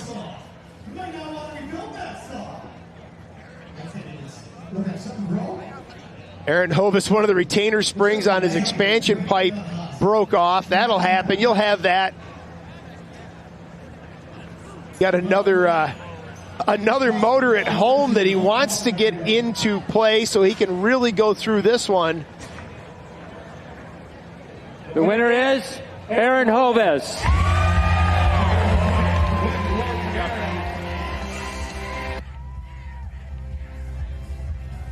Aaron's got some fans out there, buddy. You got some fans. Great job, Aaron Hovis, all the way from Missouri. Great job. Boy, you earned your place there. Chain stayed on. The wheels stayed on. Tell us what happened. You were holding something else, something up right at the end. Oh, you lost it. Yeah, this one hook off of my exhaust spring broke off, so that's hot saw. Stuff falls off. Yeah, all the vibration and everything. Tell us about the atmosphere here at this Jackalope Festival. Oh, it's been great. I mean, it's getting late, and the crowd is still awesome out here. Thank you guys so much for coming. Thanks a lot. Be seeing him at the awards ceremony momentarily. Stick around. We got the band. The band is coming up real soon. We lost a little power earlier. It's a slight 15-minute delay. Final round coming up, Dave. Here we go, our bronze medal matchup. It was all Aaron Hovis. Right from the go, he was the first to the wood. Absolutely automatic as he puts 3 on the deck with probably enough real estate there for a 4th cut if he needed it. What a great run from Aaron Hovis as he ends up on the podium as part of this Hot Sauce Showdown.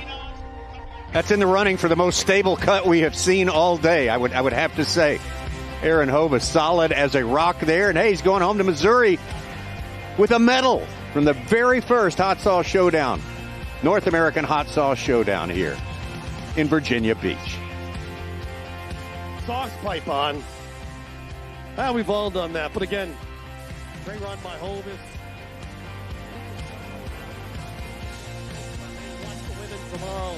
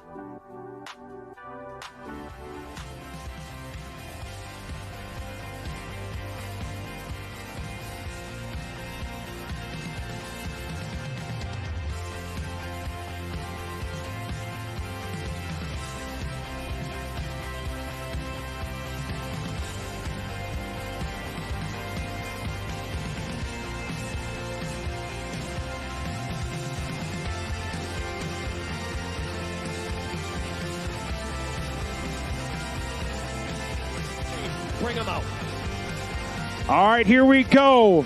Our final here of our Hot Sauce Showdown. Introducing first from Diana, West Virginia, the juggernaut Jason Lentz, taking on fan favorite from Pigeon Forge, Tennessee, Maddie Slingerland. All right, here we go. This is it. This is for the gold medal. Stand number 1 on the left, Jason Lentz. Qualified with a time of 4.95 seconds. Matthew Slingerland on stand number 2. 5.15. Matthew Slingerland so close to national championship, only to lose out at the last moment, not once, but warm more up than your once. saws. Jason Lentz, the 2-time world champion.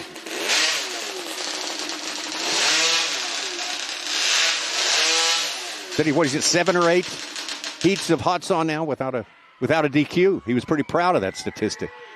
As He'd like to keep it going. Yes, I wasn't even up there. I'm proud of that statistic. Guys have had so many epic battles over the years.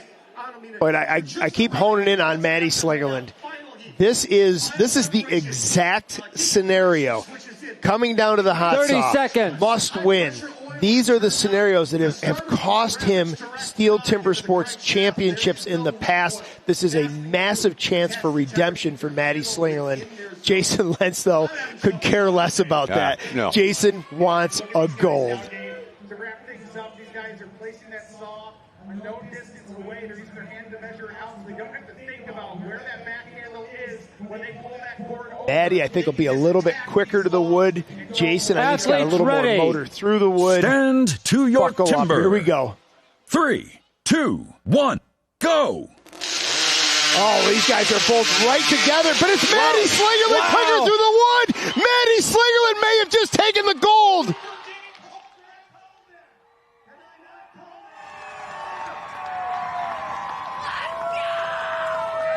Wow. Chris Alba and Rich Hallett move in to inspect.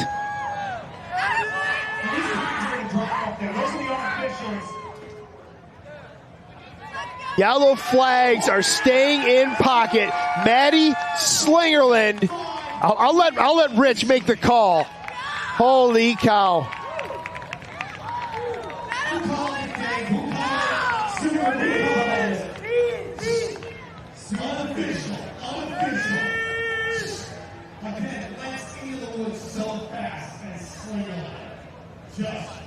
But Jason Lentz just proved me wrong. I said that Maddie was going to be ahead of him getting into the wood. They were right there together. They're both so fast to the block.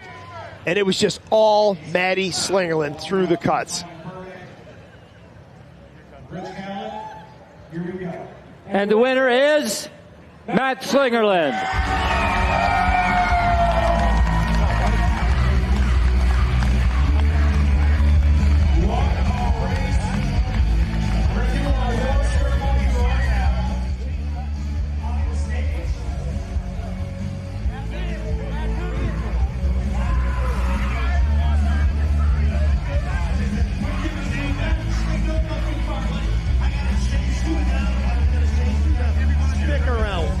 Come here. I know your blood pressure is still up, your heart's pumping. Now, I have to say it. I did predict Lentz into the wood first, which he was. I did predict you'd reel him in, which you did. Thank you. I kept my job today. What is going on? 4.53 unofficial. Where did you gain that extra half second? Yeah, like I said, I put that chain on. Thanks, Melvin and Jerry, for a great saw. I love you, Cassandra. Thanks for letting me practice so much, and my family for supporting me. But yeah, I actually had a little bit of a weird start, but I just had to send it because Jason's so fast, and that's what I did. So couldn't be more stoked. Tell us what's going through your mind right now. There was a slight delay getting the show going. You finally went and you had a couple small mistakes earlier. You know, not really Matt Sling, and then you just kept finding your zone, finding it. What's the atmosphere like here at the Jackalope Festival, and how excited will you be to come back next year to defend your title? Yeah, what a great crowd. You guys have been awesome. Thanks for cheering me on, and thanks for coming out and watching this. It's just been an unreal ride. I just had to bring it together, and that's what I did. So thanks, guys. Thanks, STIHL. Thank you, guys. And you have one of the most unique awards coming out in just a moment. Stick around. One more thing to do. One more applause for Maddie Sling until Sunday.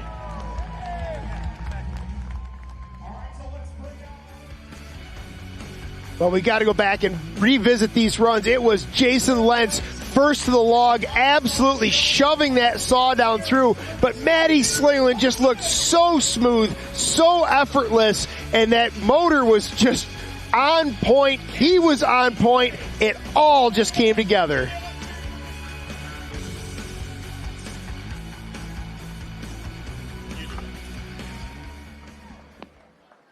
And your winner of the Hot Sauce Showdown, 4.53 seconds. First time being held on American soil. Your champion will be Maddie Slingerland.